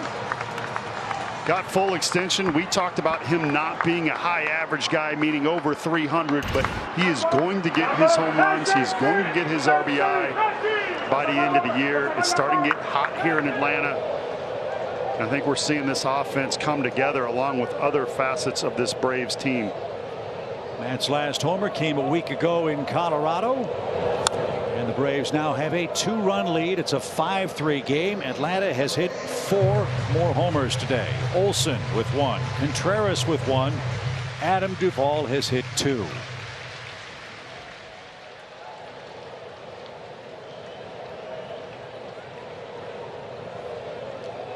Ozzie Albies had the best at bat of the game, and he struck out. I say that because it was a 12-pitch at bat against Quintana. Leading off the second inning, the Braves got a couple of home runs with 2 outs in that frame. Really good point.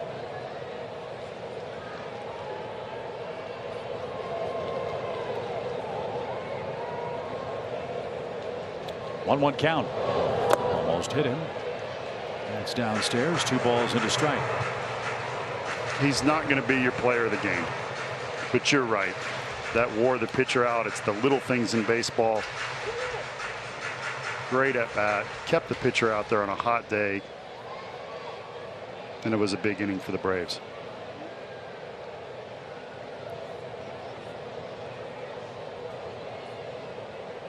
Two balls and a strike for Ozzie. The stretch and pitch. Buzz the tower inside. 3-1.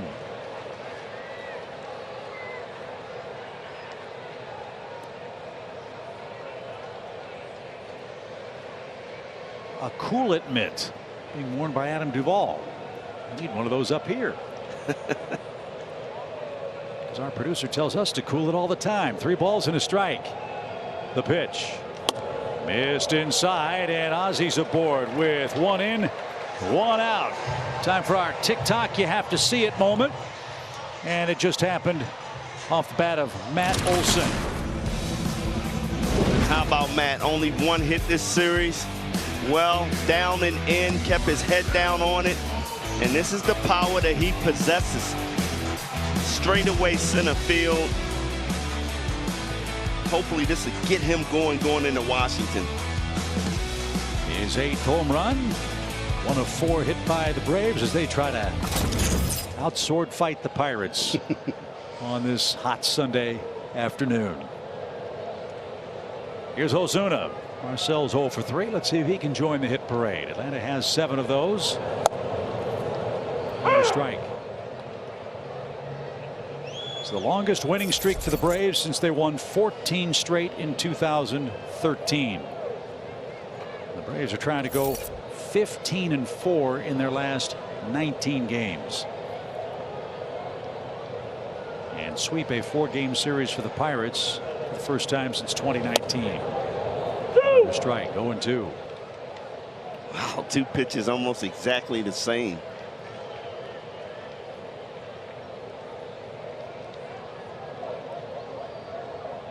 And one more note that our great stat man Hal Galima gave me. The Braves have won 6 straight games over the Pirates here in Atlanta. You know what the run differential is in those 6 games? First, the 0-2 pitch. The Braves have outscored the Pirates by 40 runs. Wow. During a 6-game home winning streak against them. You talk about dominating a club on your home turf. That's exactly what Derek Shelton has faced. They've run into a buzzsaw. Today, the Braves' lead is 2. They're entering dangerous territory. The bottom of the order has been the most productive part of the starting 9 today. 1 ball, 2 strikes. The pitch. Nowhere near. And DeYoung is spraying the ball all over the place. 21 pitches, only 10 strikes.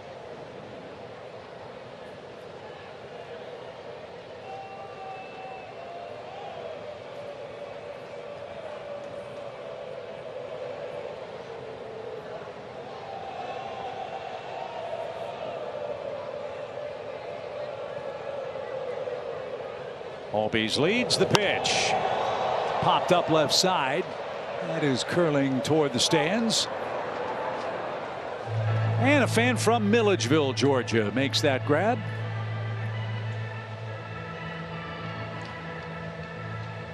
When Ozuna is going good, that's the pitch that he crushes. You can see he's just a tick off on that inside fastball.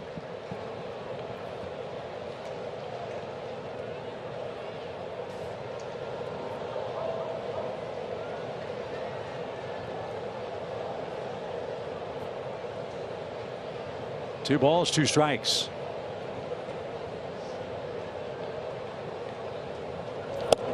Oh, that was close. A flinch, but no call. It's a full count. You figure Ozzie might contemplate taking off here with a full count. Get him in scoring position with Contreras and Duvall lurking for the Braves. 2-run lead is nice. You want to get greedy.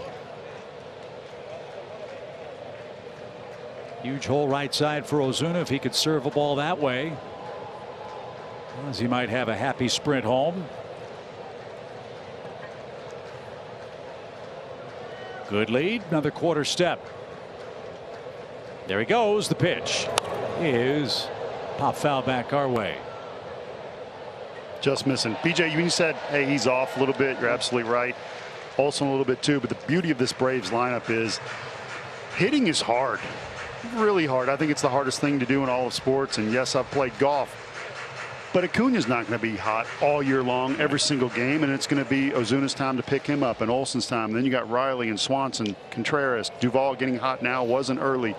So you just take turns picking each other up. And if this lineup gets hot all at once, oh my goodness.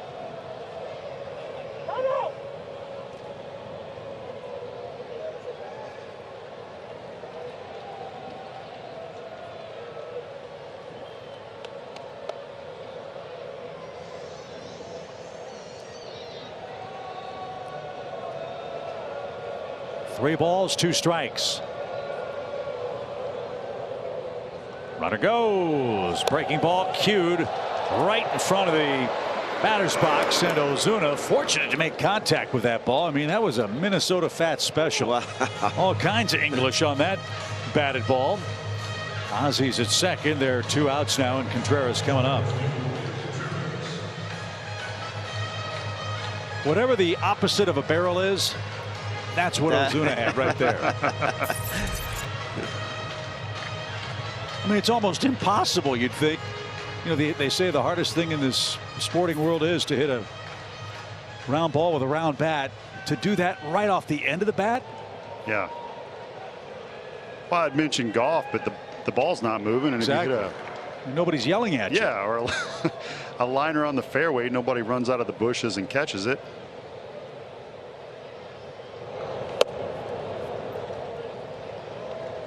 One ball, no strikes for Contreras. He's had another good day at the plate. You heard Kelly explain the Braves catching rotation. Got two guys red hot. 2 days on, 2 days off for Contreras and d'Arnaud. Contreras with a homer, a double, 2 runs scored. Braves had back-to-back homers in the second. Adam Duvall a 2-run homer in the fourth. Matt Olson a 1-out solo homer to straightaway center has extended the Braves lead. Contreras has been so good with 2 outs, driving in runs, getting on base, keeping the inning alive. He just looks so much more comfortable at the plate now. It's in for a strike. You know, he's looking forward to the road trip. William and the Braves will run into Wilson, Contreras, and the Cubs at Wrigley Field next weekend. Our lone visit to the friendly confines this year. 2 balls and a strike.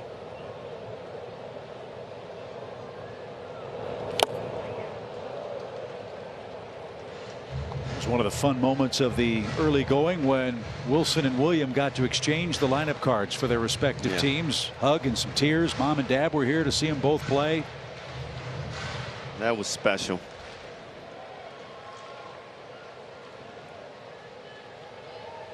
Well, the deuces are wild for the Braves catcher. Huge lead at second for Albies as DeYoung has had to work hard. This is his 30th pitch, and it was a good one. Contreras is down on strikes. Matt Olson's solo home run sends us to the 9th inning with a 2-run lead over the Pittsburgh Pirates.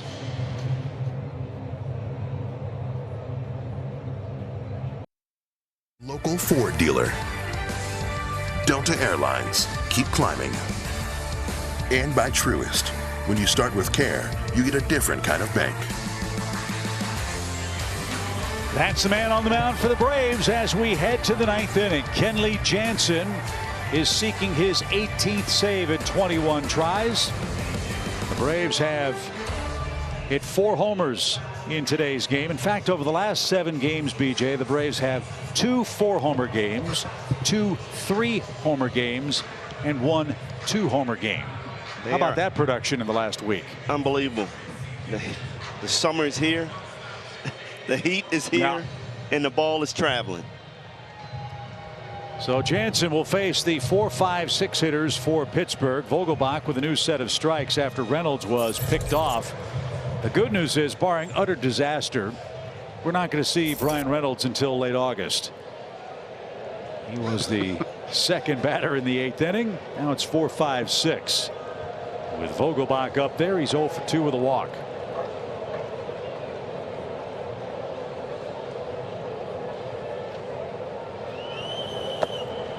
And a little low. And Kenley's 9th inning is underway.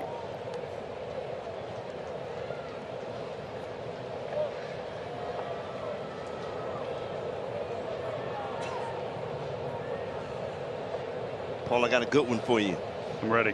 A.J. Minter pitching so good. You got Vogelbach, the lefty, coming up. Why don't you leave him in there to face Vogelbach and then bring in Jansen? Or they got a couple of lefties. Yeah, I hear you, but this guy's your closer, right? He is, and it's not. You know, closers, they like routine. You're going to want to come in the 9th, hear your song. You're going to get comfortable, get your warm-up pitches, do the hip shimmy, all of it.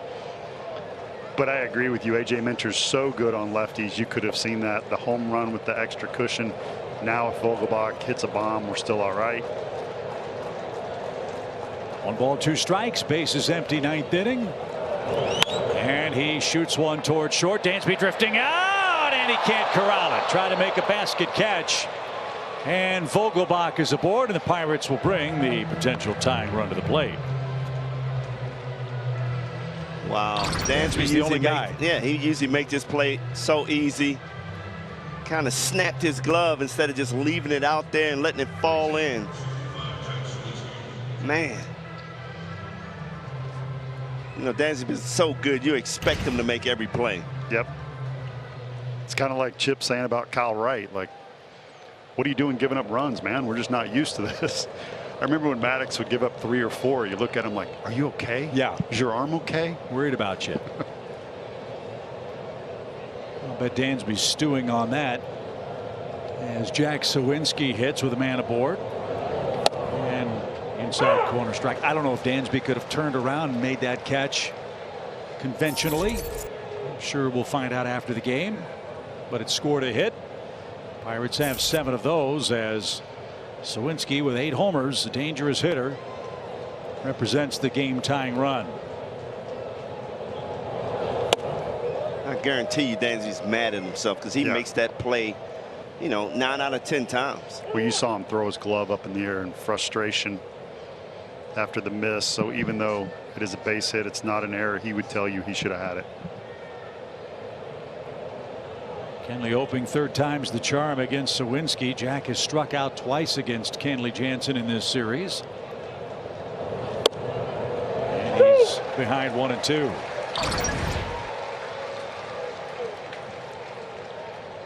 Should have gone right there.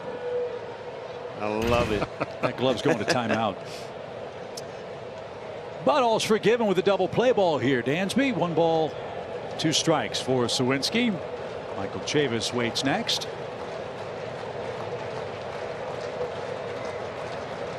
And the pitch.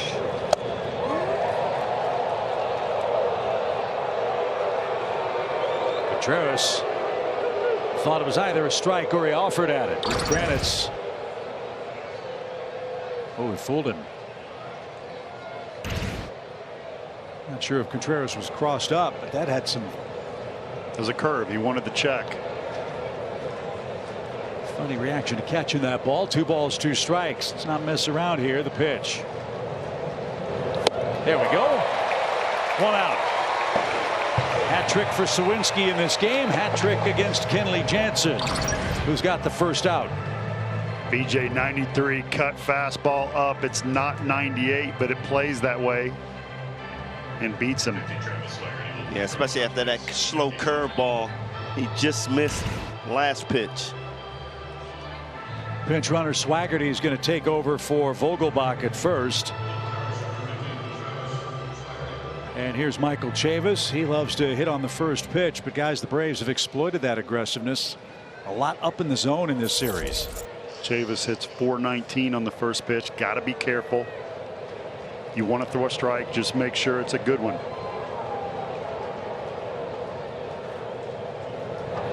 First pitch swing popped up. Michael Harris says he's got it. He has the second out.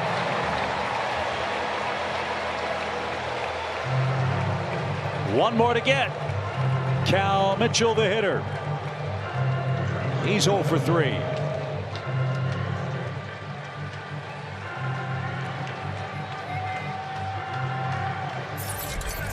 I'd love to see how many pitches Mike Chavis has seen in his homestand. He's swinging early. Wow. Be careful with this guy. No, he's 0 for 3. He's got a pretty swing. And a couple of homers as a Pirate. Everybody up at Truist. First pitch, Steve Reich, Powder River, right down the middle, 0-1. Braves are an out away from an 11-game winning streak.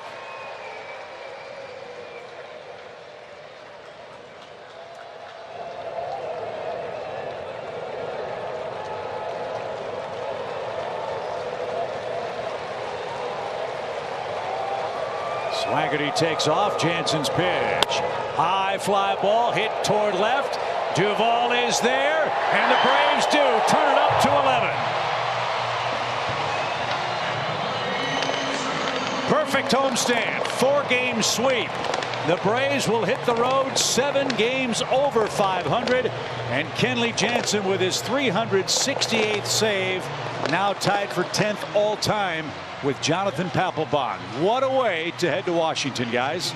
Great job out of back into this lineup. Contreras, Adam Duvall, 3 home runs between them. And then Matt Olson. Good to see him get off the snot in his home stand with a bomb that really gave us a comfort in that 9th inning, Paul. Hey, let's keep it going. Why stop here? On the road to Washington, everybody clicking. You said it. Duvall, 2 home runs, 3 RBI today. Contreras, 2 hits. Fantastic. It's been a total team win. Good pitching and great bullpen, Chip. And if the Angels can help the Braves out, Brian Snitker's club will head to Washington 4.5 games back in this suddenly tightening National League Eastern race. How sweep it is. The Braves have a perfect homestand. They take care of Oakland and the Pirates in 4 games, and we'll hope the good times continue behind Ian Anderson tomorrow night. We'll face the Washington Nationals with our coverage starting at 6:30 on Valley Sports South. Great homestand. Crowds were awesome. We'll see you in Washington tomorrow night. Stick around. Braves Live presented by Xfinity is next. For Kelly, BJ, and Bertie, I'm Chip Carey. Post-game show's coming up.